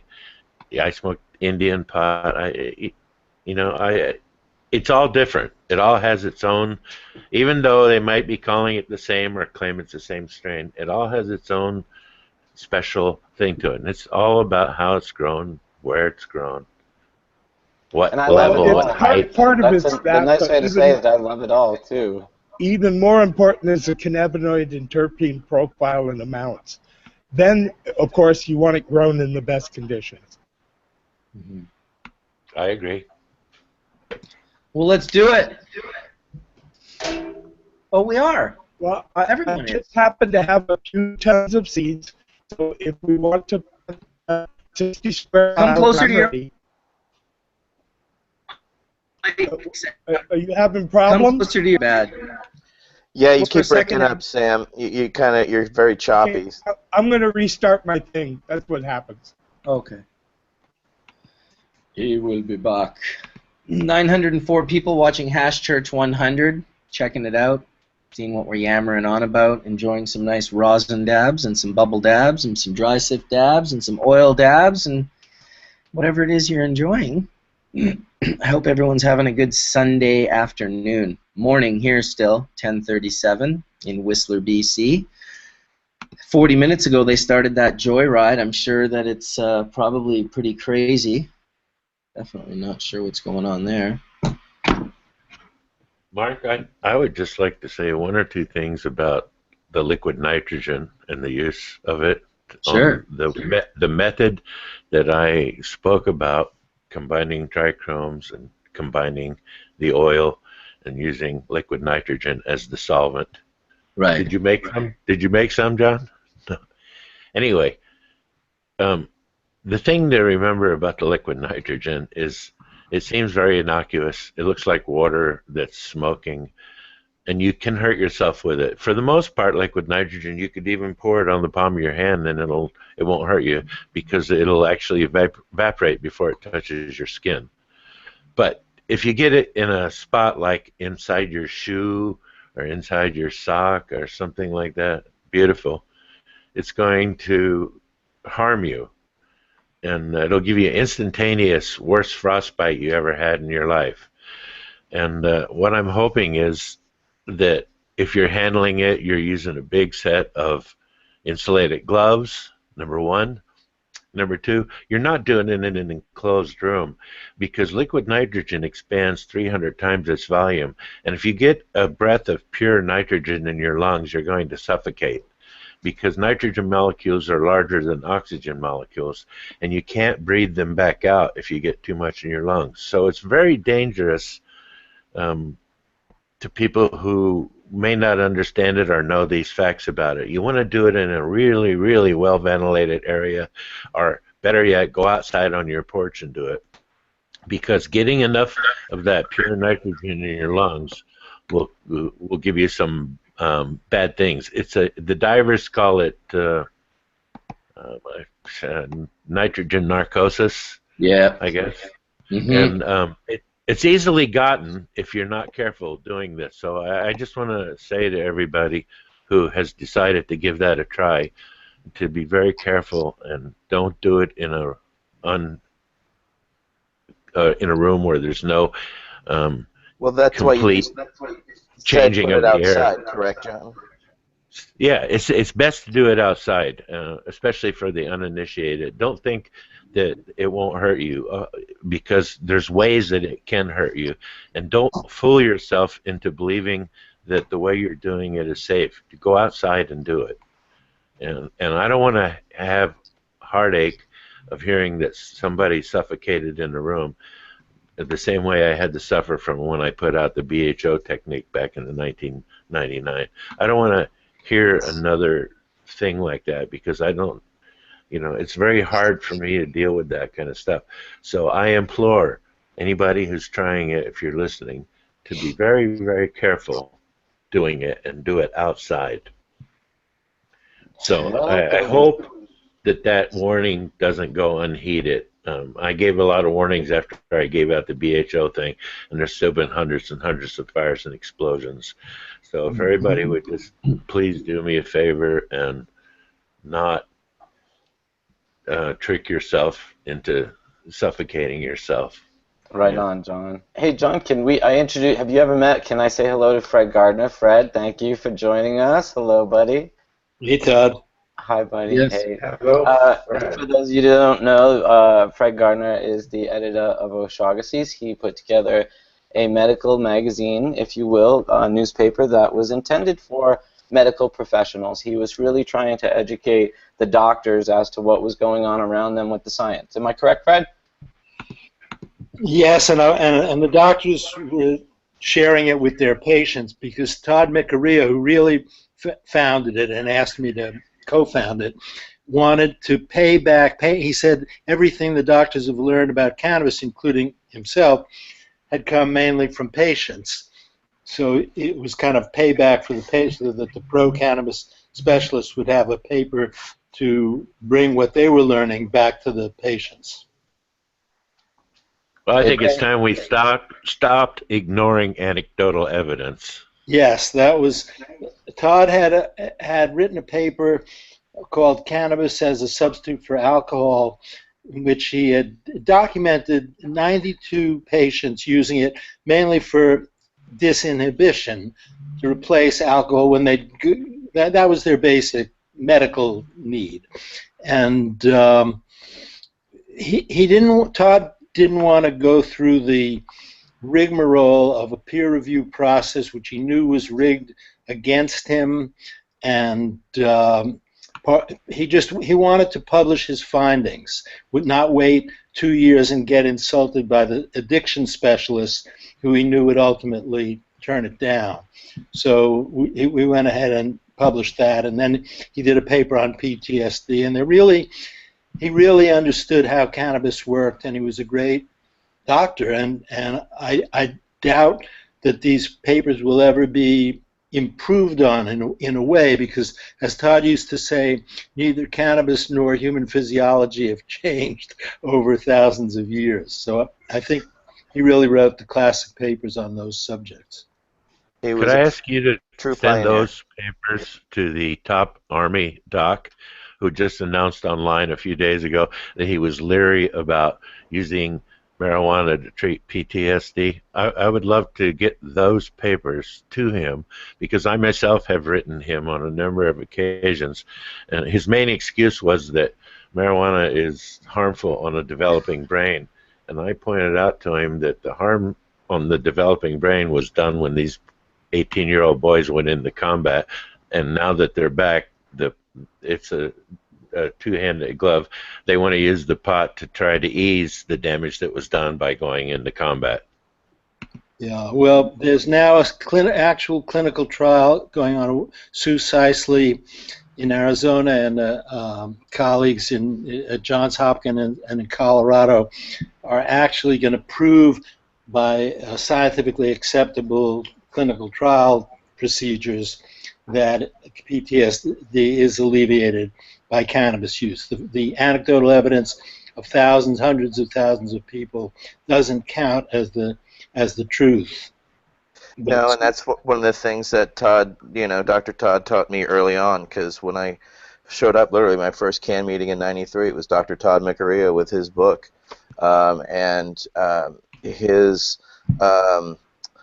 he was the first doctor or clinician that actually embraced that I was a combat veteran and that I was using it for PTSD, and that since there was no documentation on Gulf War syndrome, he wanted to document, and he immediately just took out pieces of paper and just started documenting everything and wanted to do studies. And so we were very proud to carry on Dr. Todd's tradition at Berkeley Patients Group when Dr. Ryman did her study on alcohol and cannabis usage, which was also replicated by Philippe and them up in Canada. So to just further on back up his study that basically said how people were using cannabis as a substitute for alcohol, or as or we're finding out, of course, for pharmaceutical usage on top of that.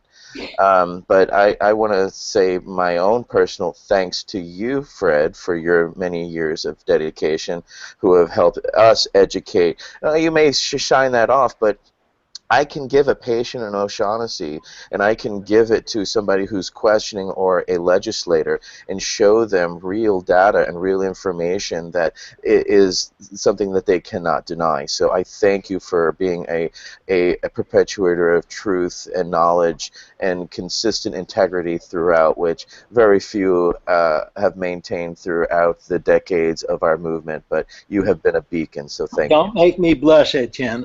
Before we get off the subject of Todd, I just want to say I watched a video last night of Daniele Piamelli, the scientist from UC Irvine, who's been very, very active recently, and he was testifying before a congressional committee, Senate committee, and he said until 1937 we didn't know anything about cannabis.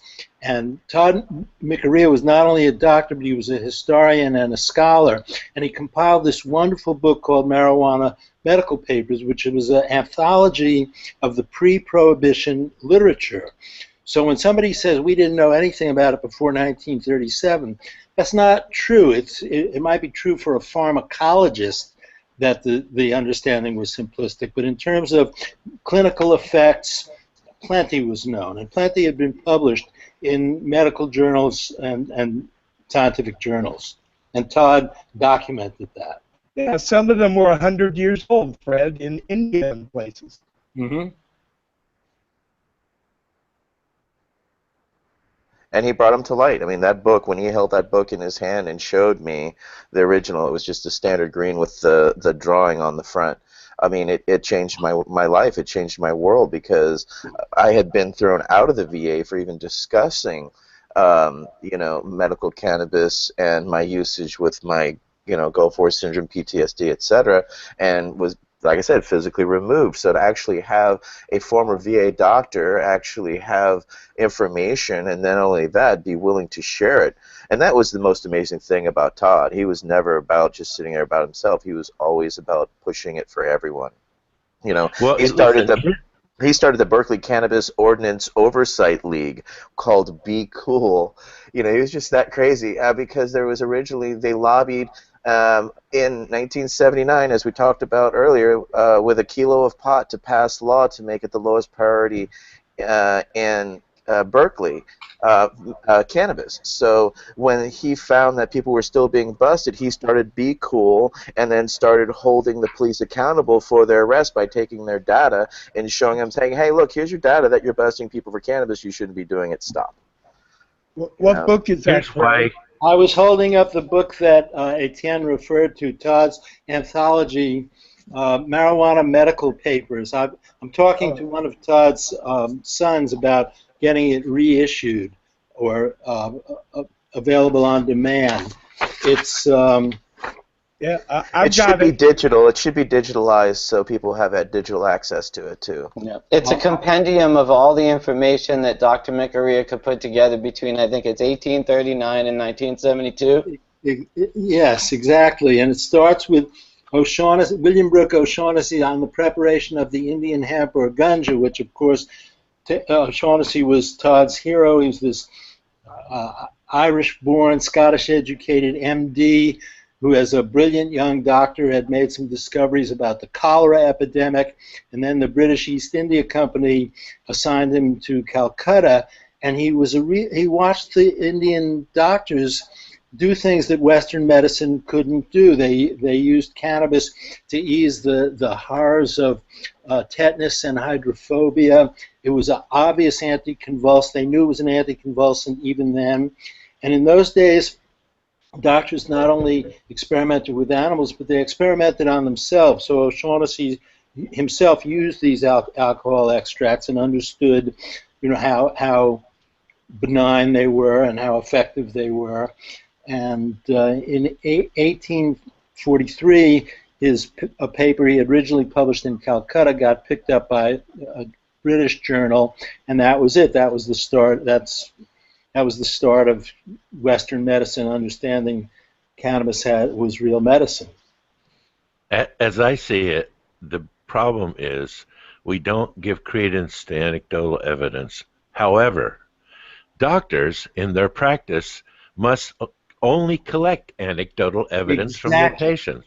Exactly. And so it's a real conundrum about what the hell's going on. You don't want to accept anecdotal evidence, and here's a practice based on anecdotal evidence. Right. It's a puzzle. It's a catch-22 that we were talking about earlier. It's like, we're doing studies on rats, but we should be doing studies on humans. But we have to do studies on rats to find out that it's safe for humans, So it's this cycle.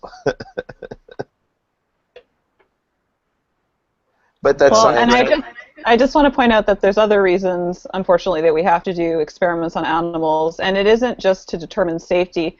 Like, a lot of the time it's to determine mechanism, and what I mean by mechanism is how is it actually working.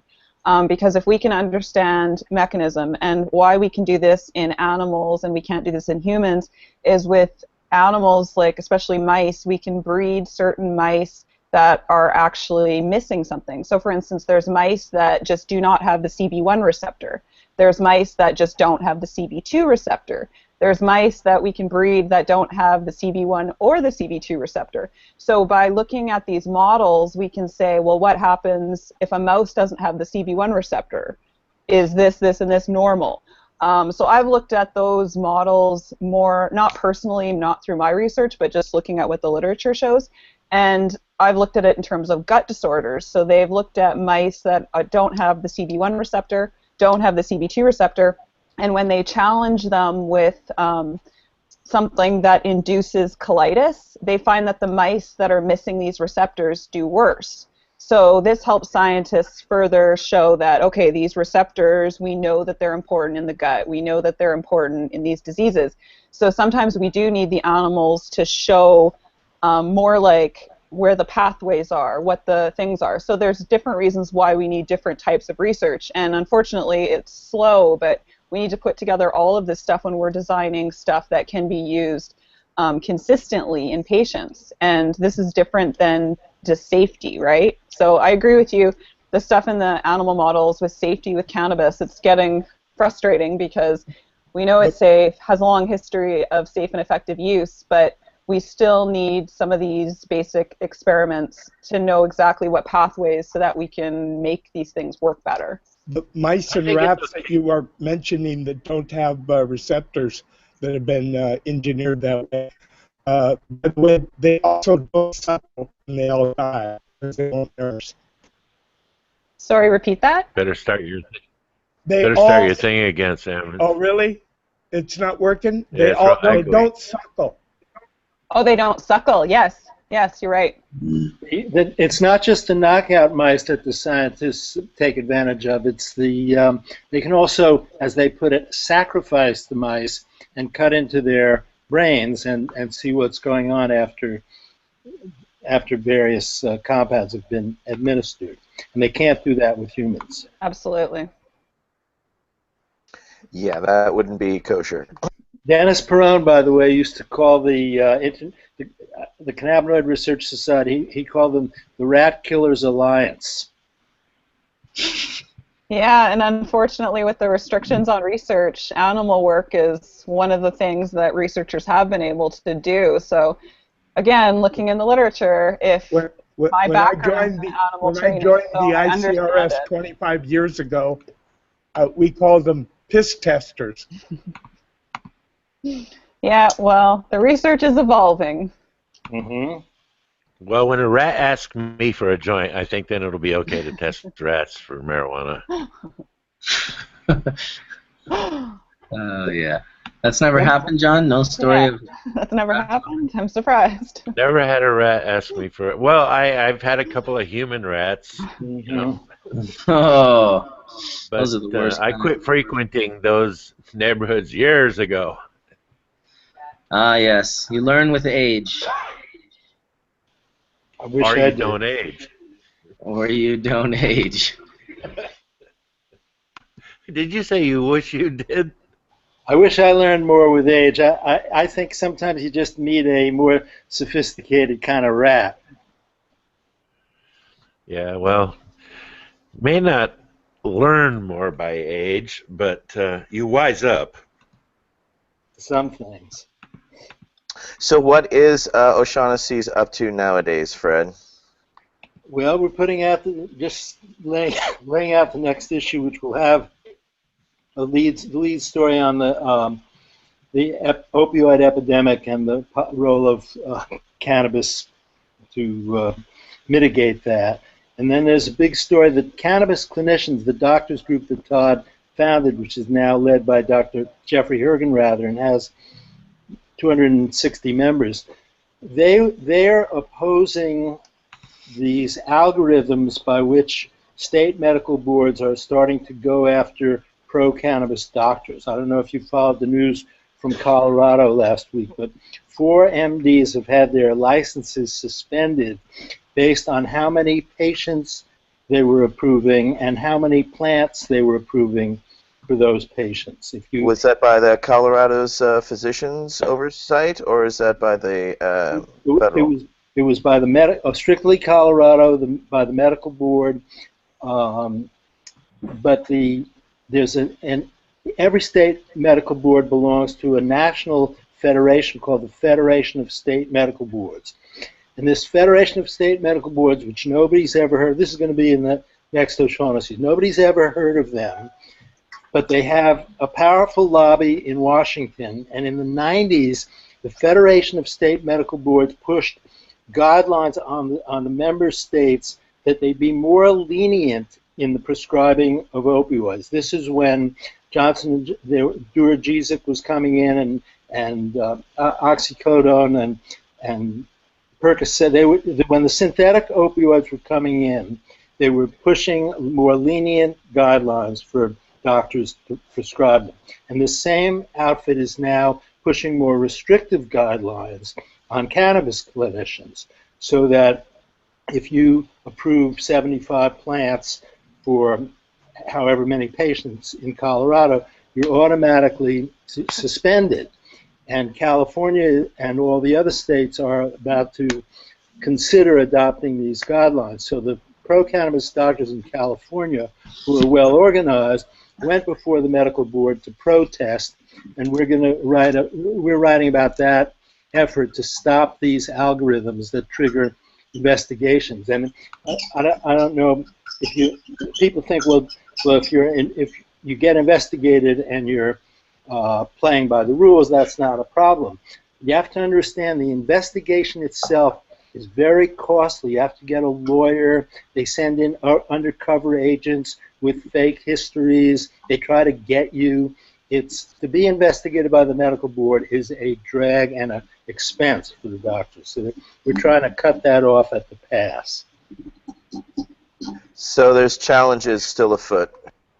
We have another interesting story about the NFL football. In the 70s, a lot of NFL players were smoking pot, and it wasn't until '82 that the league started testing for marijuana, that banned marijuana. So you have all these players from the 70s who used, or you have some players from the 70s who used marijuana, And one of those players is getting in touch with his the pot smoking vets. And we're going to try to do a kind of an article about, are the pot using players in better shape today in terms of concussion and chronic traumatic encephalitis and the Alzheimer's, the various dementia problems that some of these players have had. In other words, we're trying to get some anecdotal evidence to the effect that there was a neuroprotective effect, because that's what the players themselves believe. And so we're trying to, some of the players are looking into that for us. And if we get a good story, maybe that could lead to a study down the line. But we're starting with journalism. That's a great, man. I mean, that is definitely a way to take things in an area that needs to be explored. Yeah, kudos. Thanks for asking. All right, yeah, that's very interesting indeed. It's nice to see these different studies getting looked at. I mean, that's a big one. That CTE that's major. They're saying they're finding it in a huge percentage of NFL players too.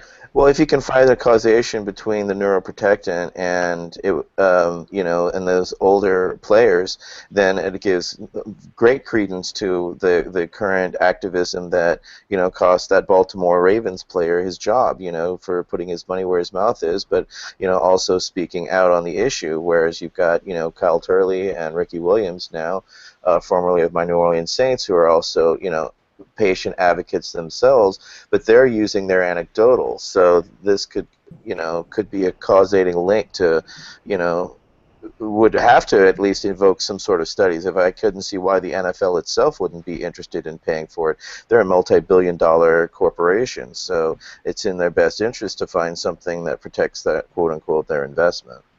It is scary how much they fought the acknowledgement of CTE, though, for so long. Like, I don't know the whole history, obviously, but I bet you they put a lot of fight into that one. If anybody hasn't seen the movie Concussion, you really ought to. Is that a pretty accurate description of what was going on? Yeah, terrific. Okay. Yeah, I saw it myself. That's, most of my knowledge comes from that movie, in fact. And then, of course, you research the guy, right? There's key scenes where you're like, I got to find out who this guy was, because this is just insane. He's got degrees coming out the yin-yang. You mean the doctor that Will Smith played? Yeah. He's practicing in Bakersfield. We're going to try to get in touch with him. Wow. Yeah, that's great. Seems like he'd be a good person to get in touch with. The guy that basically named the disease, or is it considered a disease? What is it considered exactly? CTE. A disorder, a degenerative condition. Right. Okay. Yeah, a neuron disease. Because there's the protectant's gone. It just degenerates or doesn't even connect. Yeah, that's scary. Pretty scary when you think of that as your job. And I mean, sure, people do a lot of different things for money, but at least you should know that this is a possibility. I'll tell you an interesting thing we've learned in our researching this story. There's what they call a confounding factor, what the scientists would call a confounding factor, meaning it messes up your study. And the confounding factor is that the players who used pot tended to be more mindful about, spearing, leading with your head, and playing like an asshole. They showed more restraint in the way they played the game.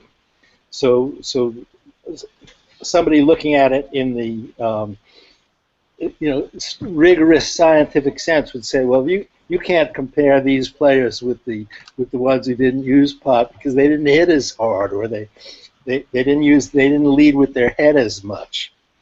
But we're going to do the story anyway, and I think that synergy between being more mindful about how you hit and using marijuana is not to be dismissed as a confounding factor, but to be considered as kind of an entourage aspect of using pot, that it makes you more instinctively human and not only self-protective, but even kinder. Yeah, well, wasn't there a general that said he didn't want his soldiers smoking cannabis because it took away their intent to kill? Sounds right. Well, don't you think that what we're talking about is level of consciousness?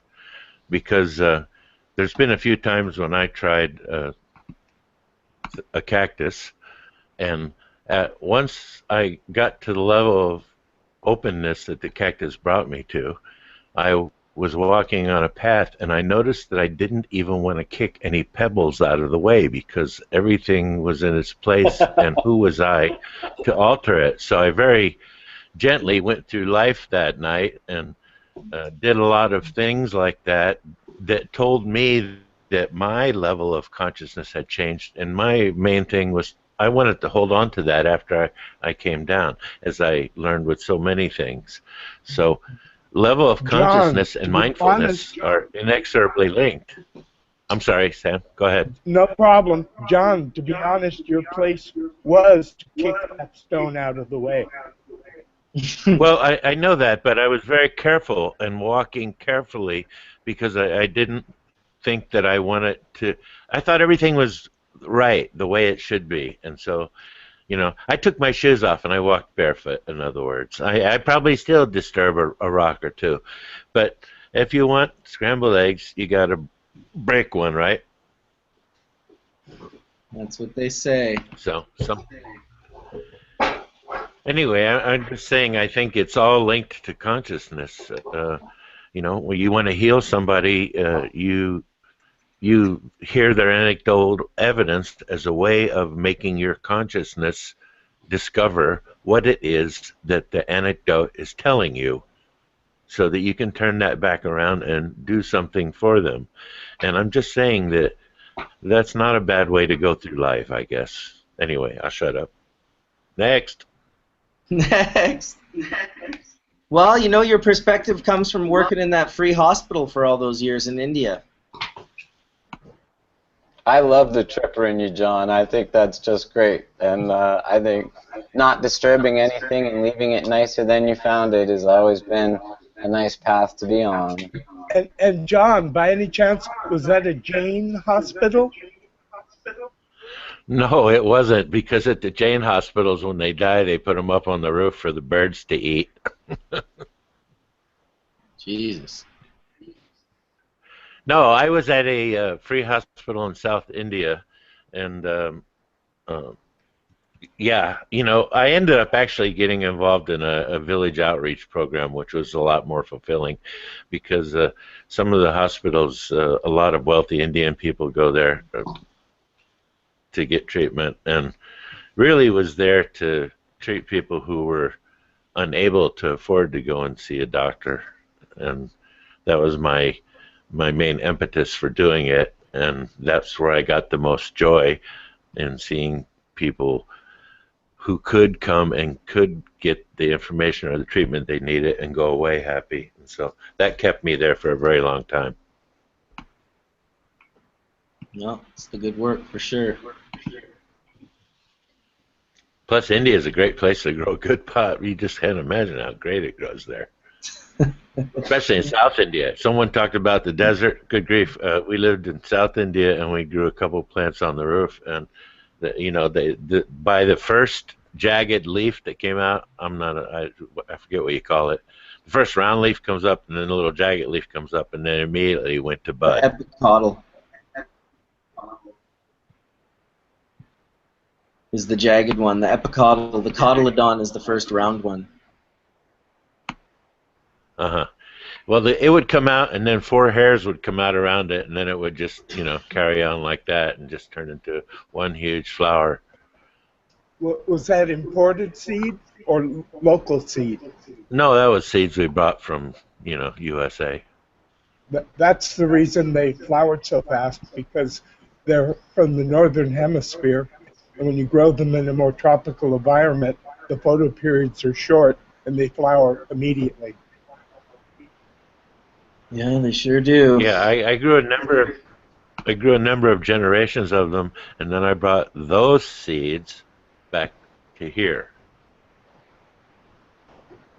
Nice.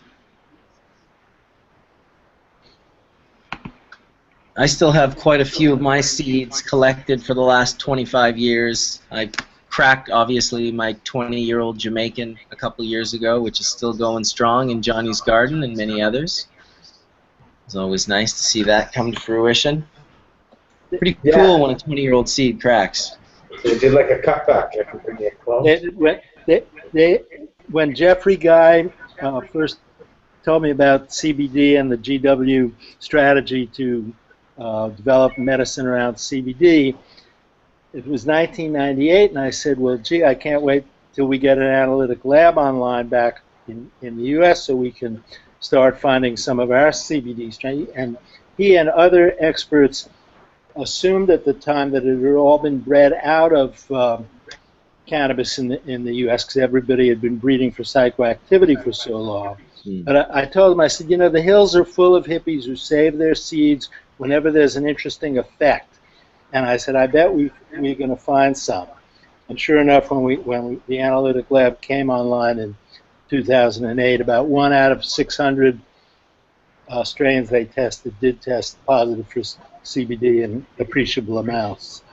Interesting. Yeah, exactly. The selection's being done for effects, and it's always those out-of-the-box thinkers that it's interesting how so many people that were involved in the growing of cannabis under Prohibition, which were very alternative people generally, that we still fell into this sort of, you know, almost tricked into breeding out cannabinoids without even knowing that's what was happening by following these Prohibition mentalities of how much can I get and how fast can I get it, cutting out the long flowering periods of exotics, landrace, or NLDs, narrow leaf drug cultivars.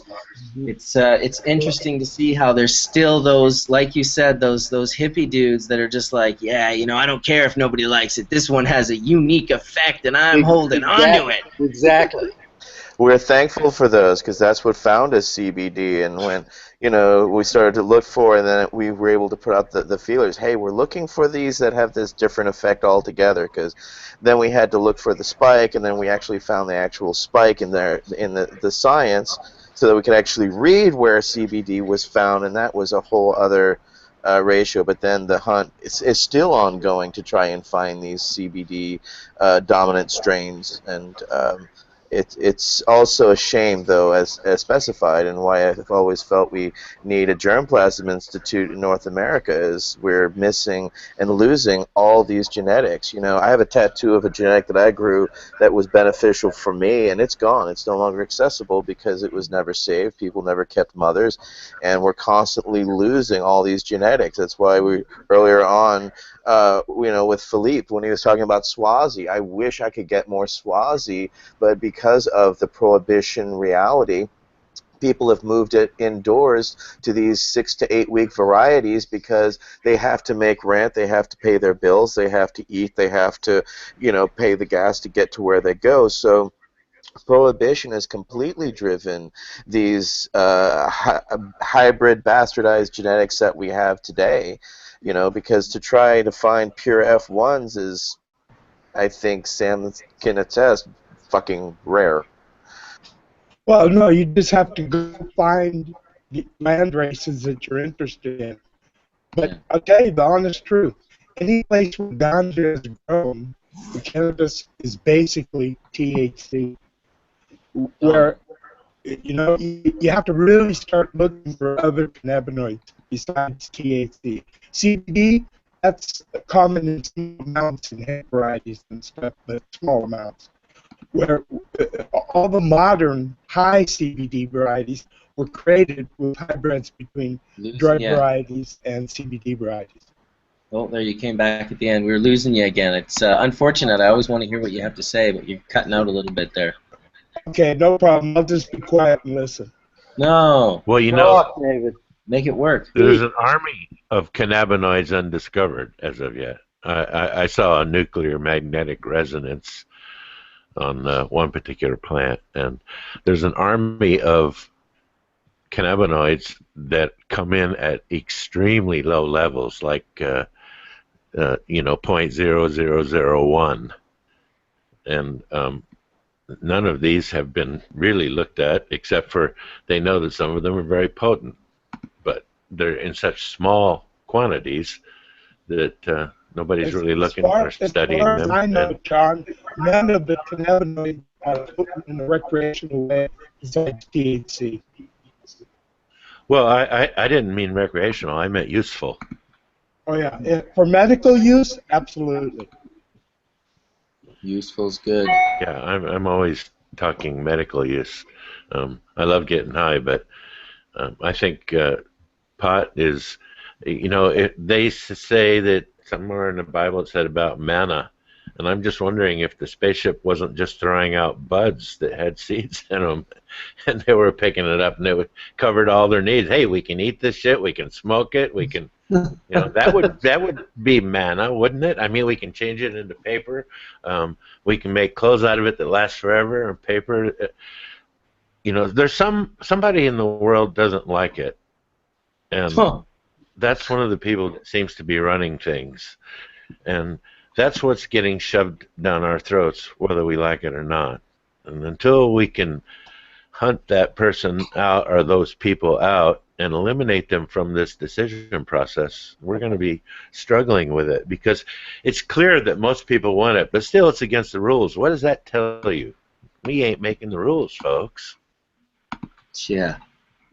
That's exactly what it's telling us. We are definitely not making I think we've all seen that to be pretty obvious. Well, change doesn't happen in a vacuum. You need re-education first.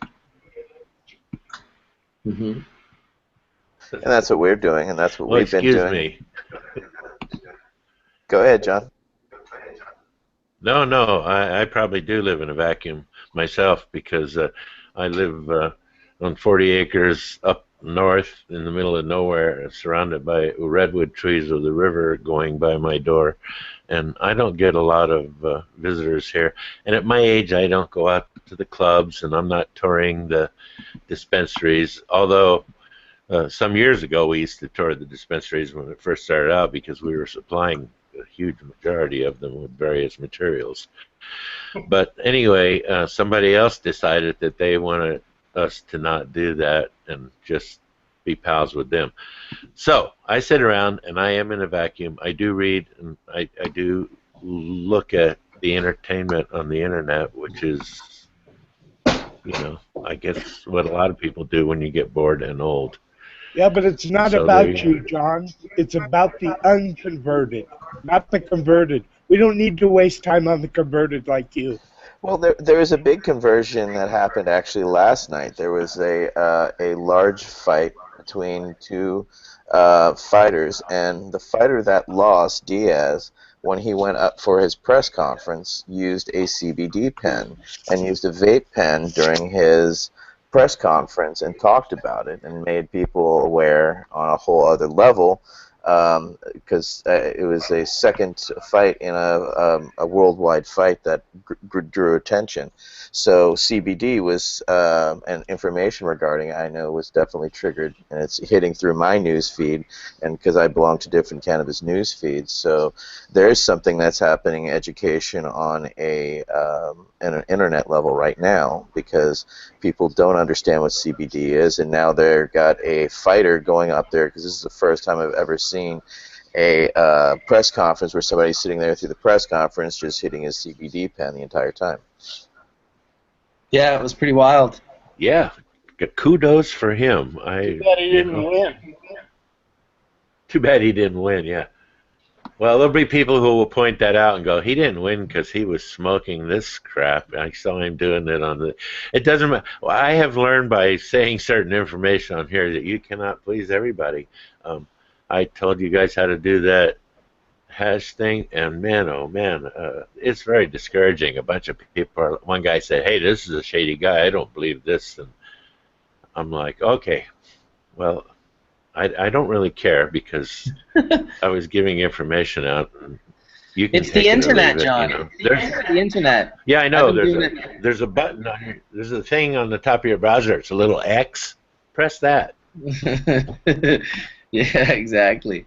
Well, you know what, I have to say this. I have appreciated, when we were stuck and more segregated onto cannabis-based websites where it was like you had to go to Overgrow or Cannabis.com or Cannabis Culture, and they were, you know, we were separated from the rest of the mainstream society. That once that sort of flipped, and all of a sudden, all of these mainstream social medias like Instagram and Twitter and Facebook and YouTube started allowing cannabis content to be posted, it was finally a place to, you know, first of all, we didn't have to try and build an audience because, let's face it, Facebook, YouTube, Instagram, they've already done that for us.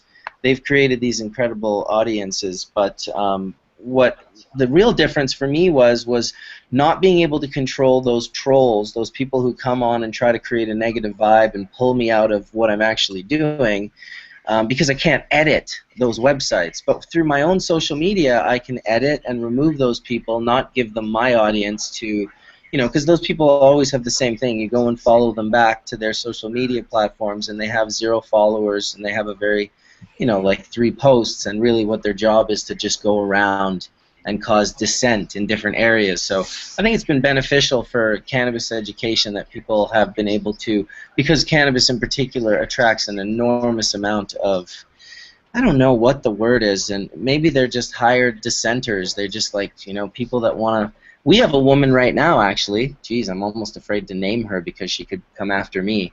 Pamela McCall. And this woman now has a website up here in Canada, and saying that basically cannabis, smoking cannabis or using cannabis when pregnant is basically going to cause like the equivalent of thalidomide babies. She has this up on her website right now. Yeah, it's unbelievable. It's really some next level prohibition shit.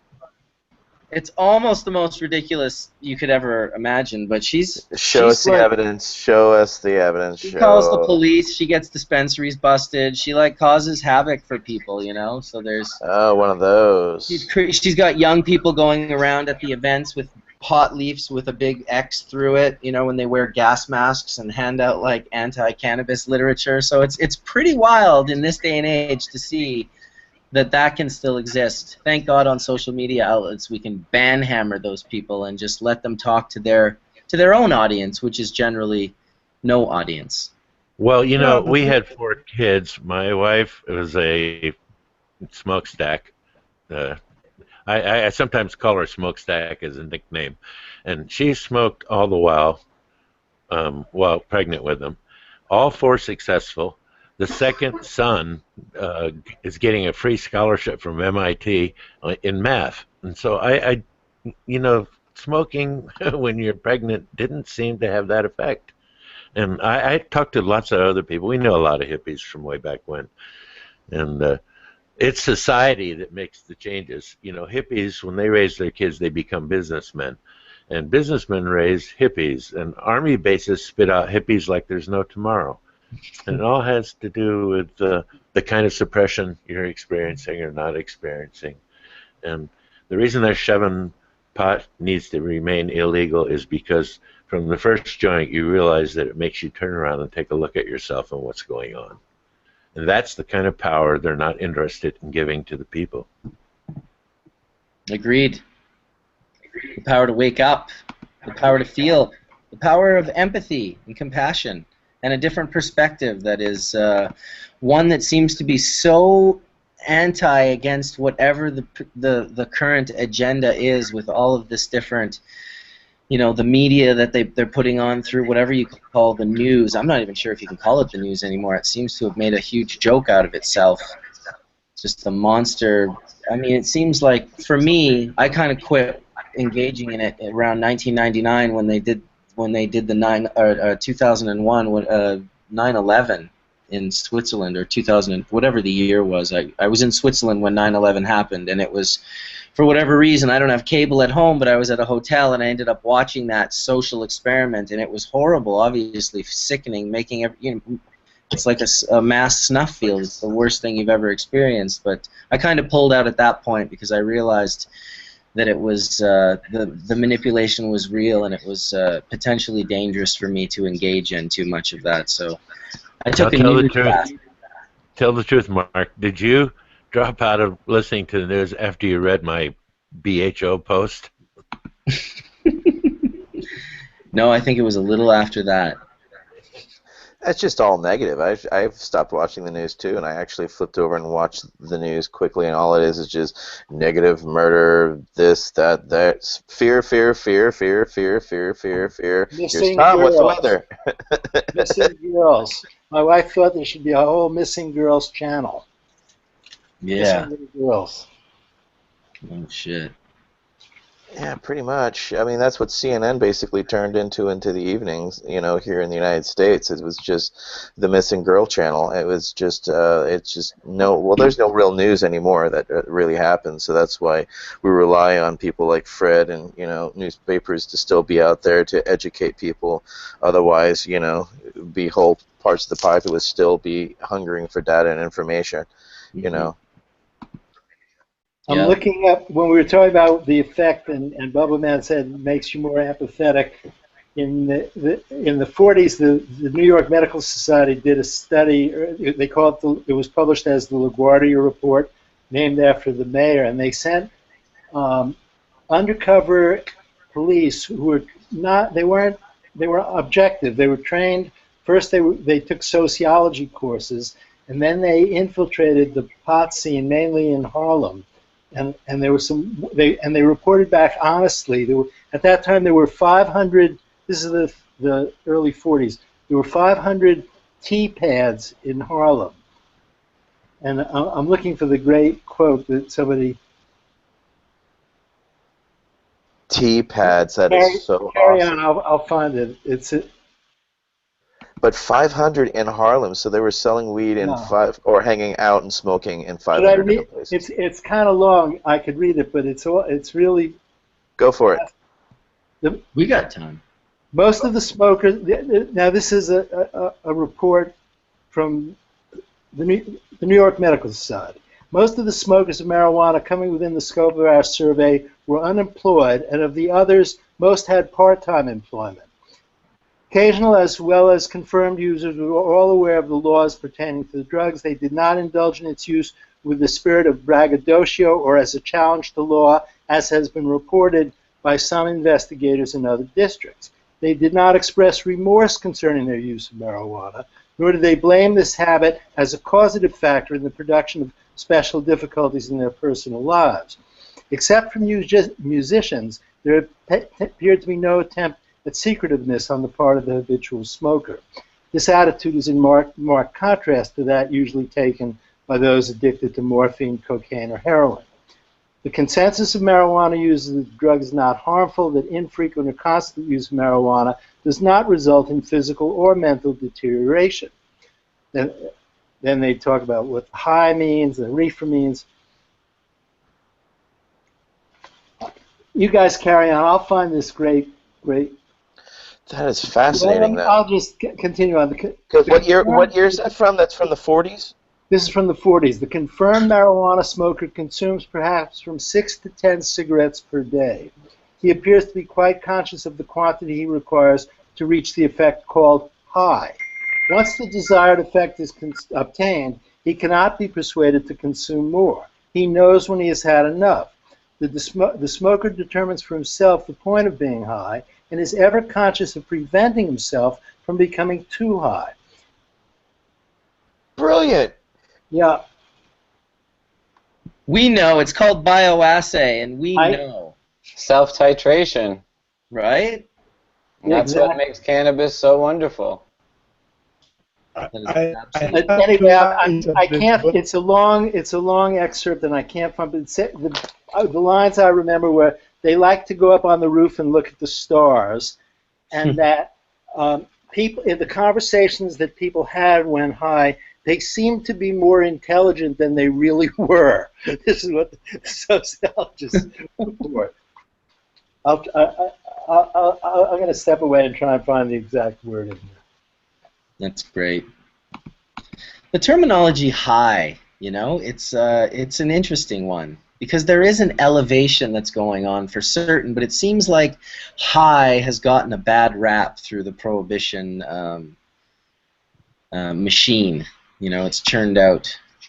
Well, it's like language. It's like the Jamaicans use overstand. They don't under because they actually are educated about it, so they feel they can look over and make a decision and not be under it and be oppressed from it. So it's all about language. Absolutely. Yeah, there's a bunch of people who don't think high should be allowed because they feel like shit all the time, and misery loves company, or so I've heard. Or it seems to demand it at that, because they want to oppress others. If we can't feel good, then you can't fucking feel good either. And how dare you be better than me and feel better than me?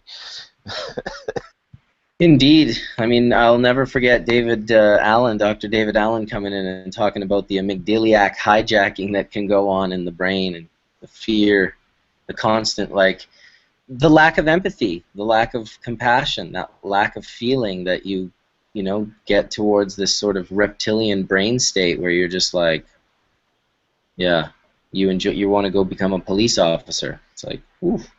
Not bashing on all cops. I know some great ones, but some of them are definitely should have been vetted.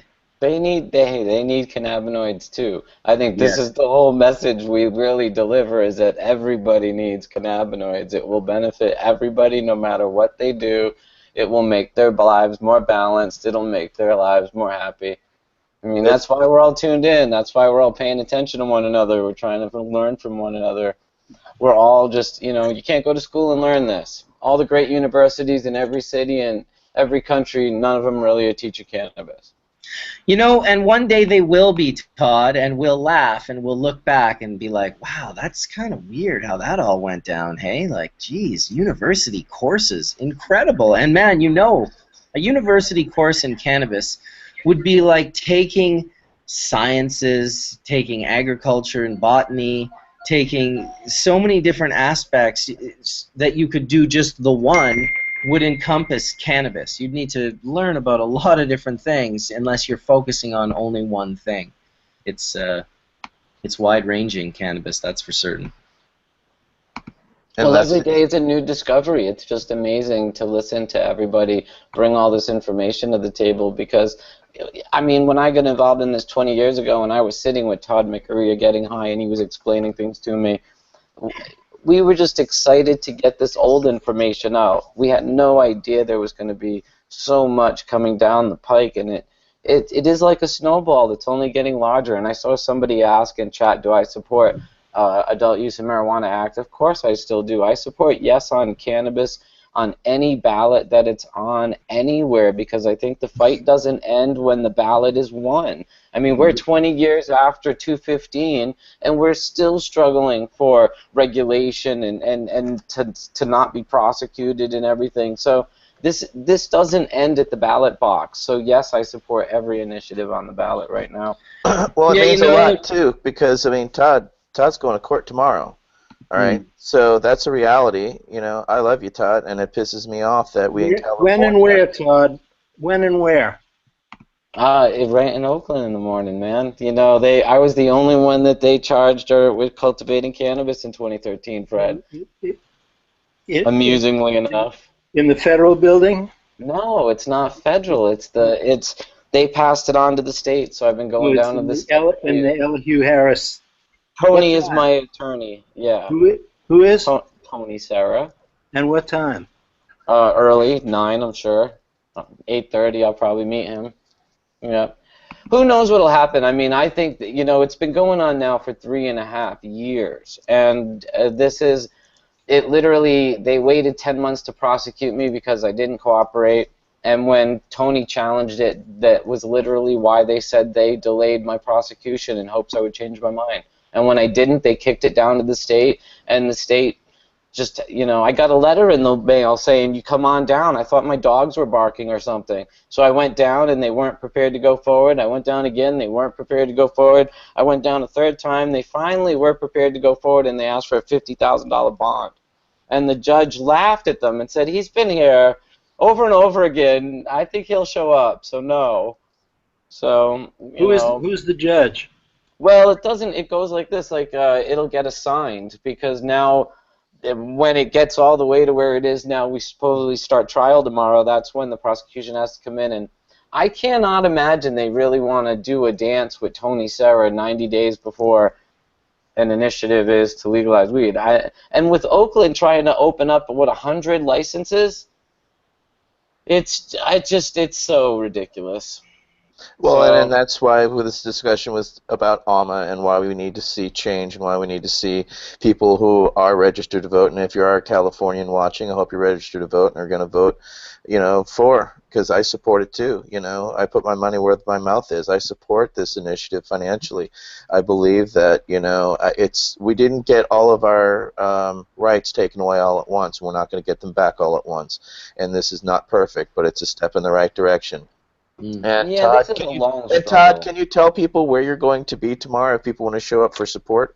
Oh, well, it's just downtown Oakland. It's that Oakland, main California? building. What the hell, yeah. I don't even know the name of the main building. It's the one in the middle on the water.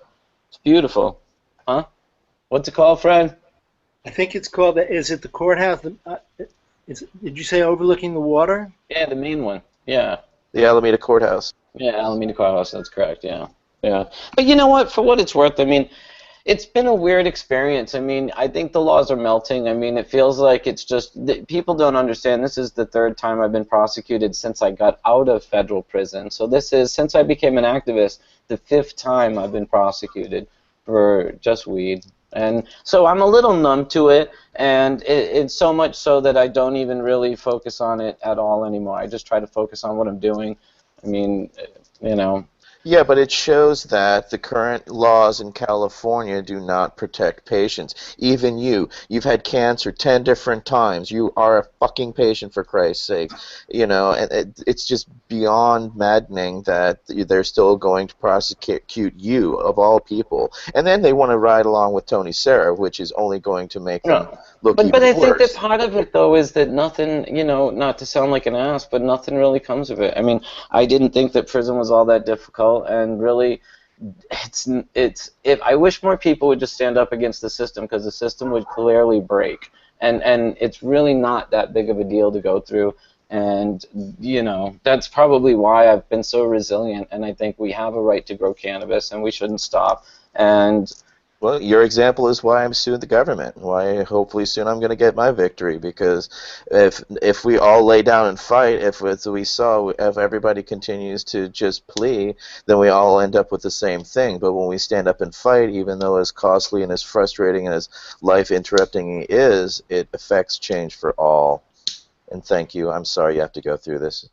Todd, that's cool. if any media show up, you can use it as an occasion to speak for Alma.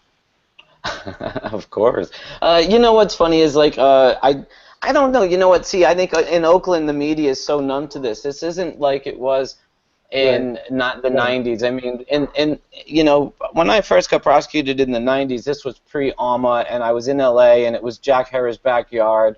And, I mean, we had friends in the media that were working as producers on the major television stations that were cannabis-friendly.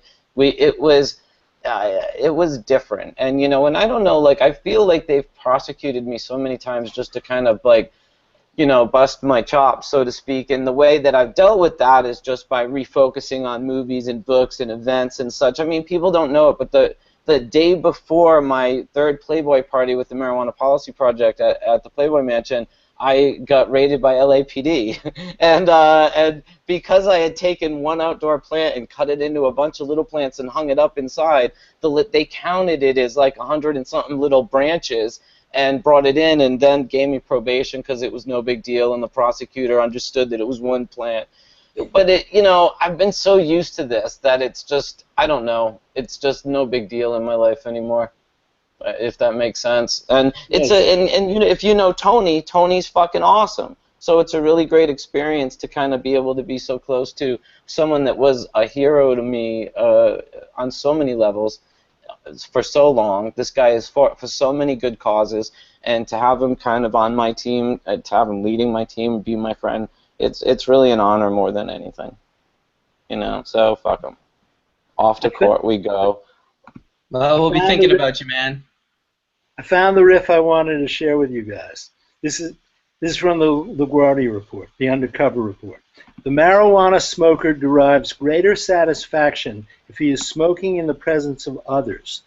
His attitude in the, quote, tea pad is that of a relaxed individual, free from the anxieties and cares of the realities of life. The tea pad takes on the atmosphere of a very congenial social club. The smoker readily engages in conversation with strangers, discussing freely his pleasant reactions to the drug and philosophizing on subjects pertaining to life in a manner which, at times, appears to be out of keeping with his intellectual level.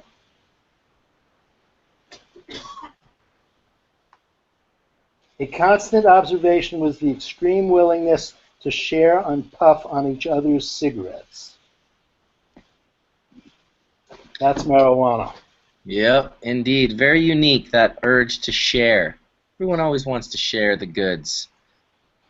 There should be a study on that. You sure don't see people sharing any other substance the same way. It's like an honor to share with people. You want to share with people. You share with people you don't even know. Yeah, that's because it makes you feel consciousness. It makes you feel yourself. I've never when you seen feel any... yourself, you feel everybody else. We're all connected. There's no question about that. I mean, connections might be very long and tenuous, it seems, until you're face-to-face with someone. But the desire to share that's opened up by smoking the pot is opening that door of consciousness for you, and you want to share that with the other person. It's different if you're eating a T-bone steak, you know, you're like, get your own fucking steak or whatever. You know? But if you're smoking and somebody else is sitting there with you, you're likely even to share a piece of the meat. So I think it definitely opens you to the cosmic oneness. Absolutely. Well, I always used to enjoy at the Cannabis Cup setting up at my booth and sharing about 100 grams of bubble hash over the course of 5 days in single dabs. Ha, that must have been a gas. Yeah, you know, they were long 12 plus hour days for 5 days in a row. We were always wiped at the end of it, but being able to meet that many cool people and share with that many people, and that's the experience. You're spending about maybe 3 to 5 minutes with them, unless you spark a conversation, but yeah, but that room was also very foggy, and it was very small and very compact. It was amazing, dude. You really pulled that shit off consistently. I got to give you props. That was amazing. I got a slide, guys. Thanks for the invitation. See you again. Hey, thanks for coming in, Fred. Thanks, Fred. My pleasure. See you again. We got another 20 minutes left on Hashchurch 100.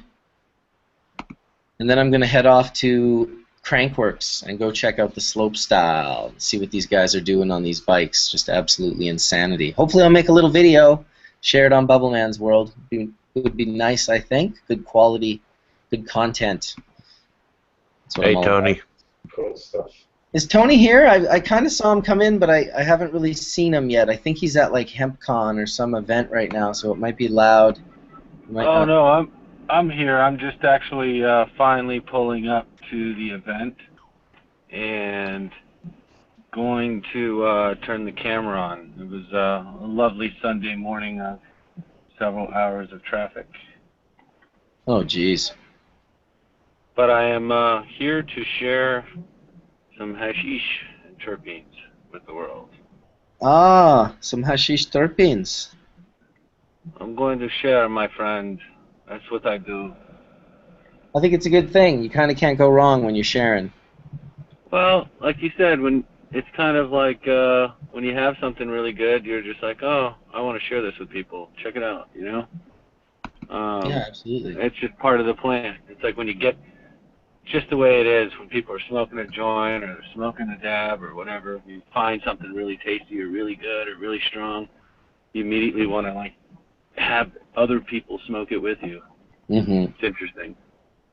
I'll say one thing. When I first started making bubble hash back in the late 90s and started to really show a quality that was, you know, not just run through a couple of bags, but started running them through more bags and filtering them more so, and the quality of the resin just used to rock people. Like, I don't see it anymore. People seem to be on the ball. Plus, I'm very careful as to how I give people a dab. I try not to give them too much. I try to give them just the right amount. But back then, we were a little more ignorant to that. We were just giving people dabs, giving people hits.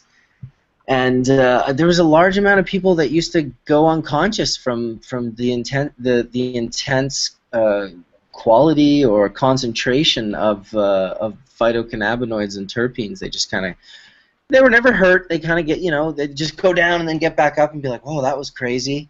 But I saw it so much back then, Well, and I just don't see you know, it. the main difference is that the water was a lot better back then. Oh yeah. Is that one of those over my head jokes? No, I'm telling you. Even don't you notice that you don't knock people out as often, Sam? I mean, you must have knocked people out like crazy. I think you knocked John Conroy's wife out once at a restaurant in Amsterdam. No, I find that when people who aren't used to smoking really strong hash smoke really strong hash, that happens to a certain percentage of them. But more and more people are smoking really strong hash. Yeah, that's for sure. Compared to how much used to, it's. Well, I am still laughing about your comment with the water. Yeah, well, I guess us old guys appreciate slow and easy humor. I guess. Well, I'll tell you. Here's a copy of the LaGuardia report. Oh yeah, the marijuana probe. How many pages is that? Let me look. I'll tell you. It's 200. Oh, excuse me. 220 pages. Wow. Just got that on lockdown, It hey? was printed in 1944, and the LaGuardia report. Most of the copies were bought up by the Anslinger group and destroyed. Right. Well, we're going in. We're going into the event with Tony. He's taking us in. We're going through security. That's not security. He's getting his badge. Yep. I'm getting excited. I've been missing Crankworks every year for so many years that I can't believe I'm actually finally here and I'm going to be able to go out there and... What is Cranksworks? It's a mountain bike competition. It's like 12 days on Whistler Mountain, but today specifically is slope style. It's a big thing. Red Bull will have, you know, hundreds of thousands of dollars in cameras and wires and the whole 9 yards. There'll be thousands of people there for certain, and the world's best downhill mountain bikers will be there competing. That sounds awesome.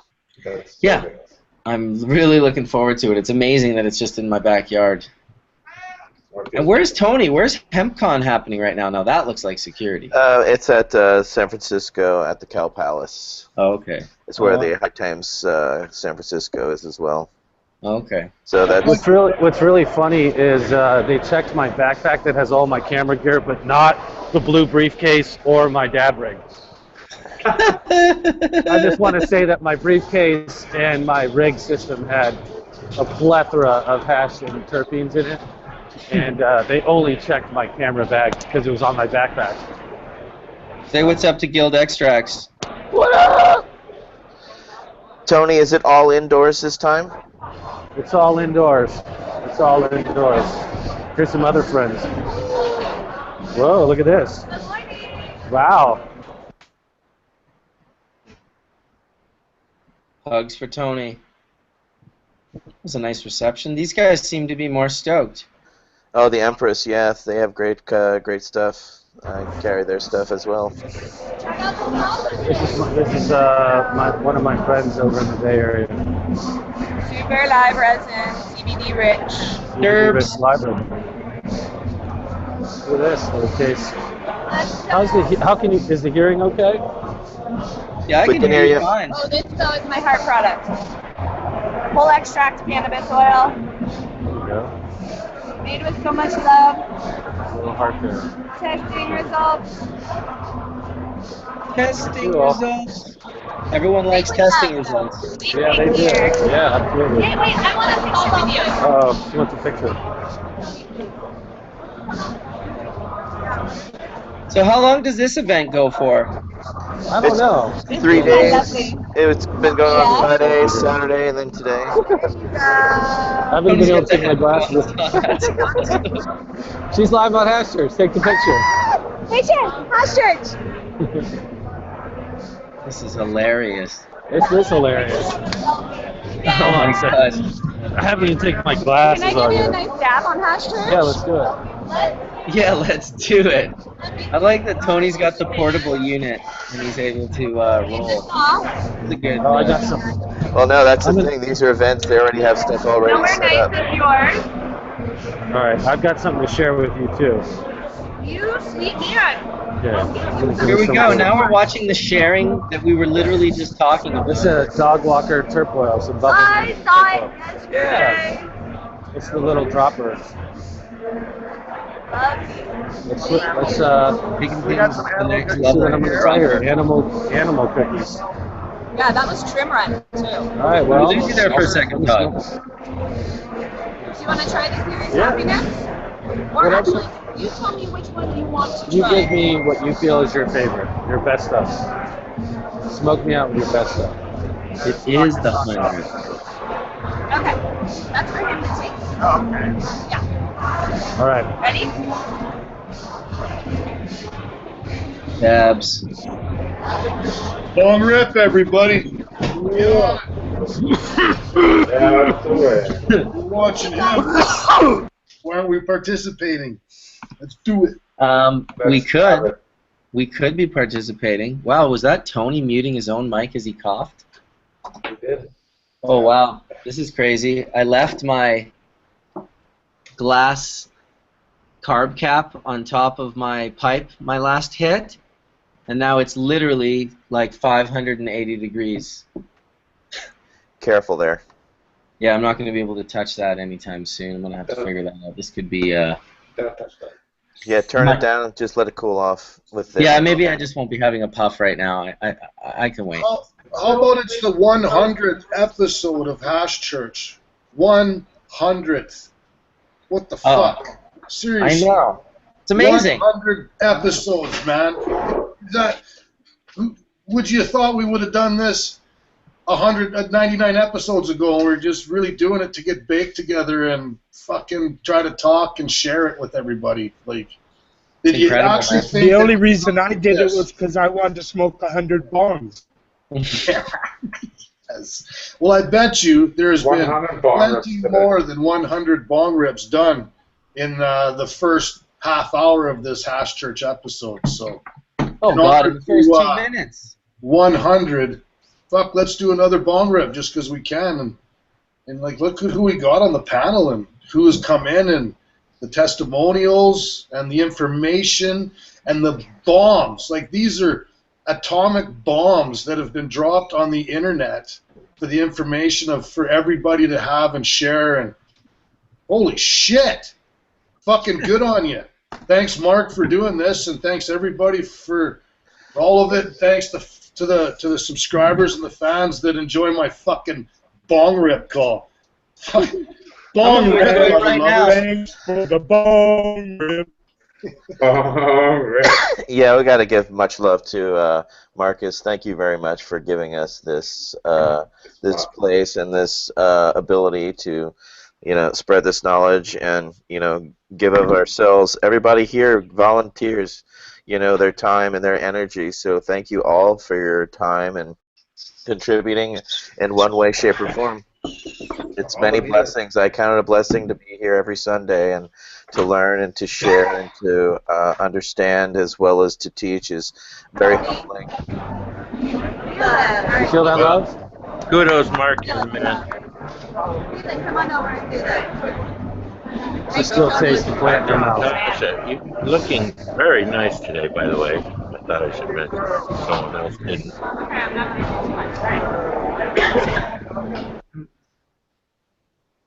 What's that, John? I was just telling Dr. Natasha that she looks very nice today, and I said to you, kudos, you're the man for getting this whole scene together. Otherwise, we might be sitting somewhere looking for a place to park to roll a joint. Yeah, no, this is a good scene. Yeah, well, Natasha has a huge fan club in the Hashchurch chat. Every time she comes in, there's many compliments given out, and I'm happy to say they're positive compliments in a mature way. So that's always nice. People appreciate your knowledge. Yeah, I just want to give a shout out to everyone in the audience, and also to you, Marcus. Happy 100. But again, your community is awesome, and I've really enjoyed interacting with everyone. And keep the questions coming. I'm trying to get back to everybody, including Cam. You messaged me about some gut issue ideas. I'm still working on that email. But anyway, thank you for being so nice and welcoming to me. I really appreciate it. Absolutely. Well, you've been sharing great information. That's just how it goes. Great information is welcome here at Hashchurch. That's what the whole foundation of the experience has been about, to just share this. We've mentioned it quite a few times, this sort of forum of radical openness that allows, well, I mean, Philippe was talking about it earlier in regards to people who share their data. Maybe they're looking for a certain thing in their data, but if they can just share it, you know, the stuff that they're maybe not even using or that they're not ready to discover, it sure speeds it up if there's other people out there who want to study and want to speed that up. So we appreciate all the work that everyone's putting in on all the different platforms to sort of coalesce and move our industry forward. And there's my door, so I will excuse myself for 1 minute, pass on the conversation. We're going to end in about 5 minutes. If you guys have anything last statements you want to make, by all means, make them now. Yeah, because he's got to check out, and the hotel's like, get the fuck out. No, I'm here. I'm here for a week. I'm my friend is at the door. Bong rip. Bong rip. All right, I can bong rip it. But Bong yes, rip and happy birthday. bong rip and happy 100th, everybody. Happy 100 to everybody. Yeah. And thank you very much, Sam, for your contributions, and Todd for your contributions. And Indra, we can't thank you enough for your contribution to us all. I mean, I know countless patients who thank you very much just for what you've taught, and I can't thank you enough for what you've been able to bring to the discussion here as well. So, humbled and honored. I hope somebody soon reports that they tried to mix the powder along with the shattered oil and made a good temple ball. It would be nice to hear that someone actually managed to pull it off. And by the way, Dr. Natasha, it just worked so well with the herbs that you couldn't believe it. I'm sure you could use it to investigate some new products that you might find potent and very nice. And anytime you like, I'd be glad to supply you with herbal extracts of different plants, sage, whatever, you name it, I extract it. I'm actually going to try your temple balls this following week with one with some gold drop solventless or solvent-free, and then I'm going to try it with, I've got like 80 grams of rosin to then try it with full melt and rosin, like hash rosin. It's a really nice 5-star pressed out hash rosin. So I'm going to try it. I'm going to try it 2 different ways. Let you know. Yeah, and I have my I'll be my glad to hear vessel it. is on order, Indra. I've got the vessel on order for basically the company's here. You need to bring your own vessel, and then they fill it up. And it's not very expensive, but the vessel itself is almost $1,000 for 10 liters. So I guess I'm going to give Devin... Hey, I couldn't hear that. Oh, sorry, Tony's mic is unmuted. I can mute it really quick. I just mentioned that I'm going to be doing it next week as well. I have my vessel on order for the liquid nitrogen. And in the meantime, I'm going to give my bro Devin, who I'm going to slopestyle with right away, who, if you remember, I used to do Hashchurch at his house probably like 20 Sundays in a row last winter. So here we go, Dev. Sweet. Nice one. Just remember that. And I was going to Well, say... I'll say you should have spent another $200 and got a 30-liter container, because once you try it, you'll soon discover that 10 liters is a good start, but it's like having hors d'oeuvres at a party before dinner. I can get a 30-liter, no problem. 30-liter, no. Wow. Didn't hear it. I just said that I could get a 30-liter, no problem. But I'm going to have to call it a show show, guys. Thank you so much for the support. 100 shows. Really stoked. We pulled it off. Thank you, Todd Mccormick, for being such a great help over the course of 100 shows, and D420K for always showing up. Johnny B and Etienne, Skunkman Sam. Even without your mic coming in like a robot, we still love what you have to share with us. Thank you, John, Indra, for coming in, and of course Tony at the HempCon. Represent with everything you do, man. I know it'll be awesome, and you'll be meeting tons of great people. I can't wait to hear about it. I'll leave you adieu. Thank you, everybody, for watching the show, and we'll see you. We'll see you next Sunday for episode 101. Peace out, everybody. Thank you, Bubbleman. Thanks, Mark.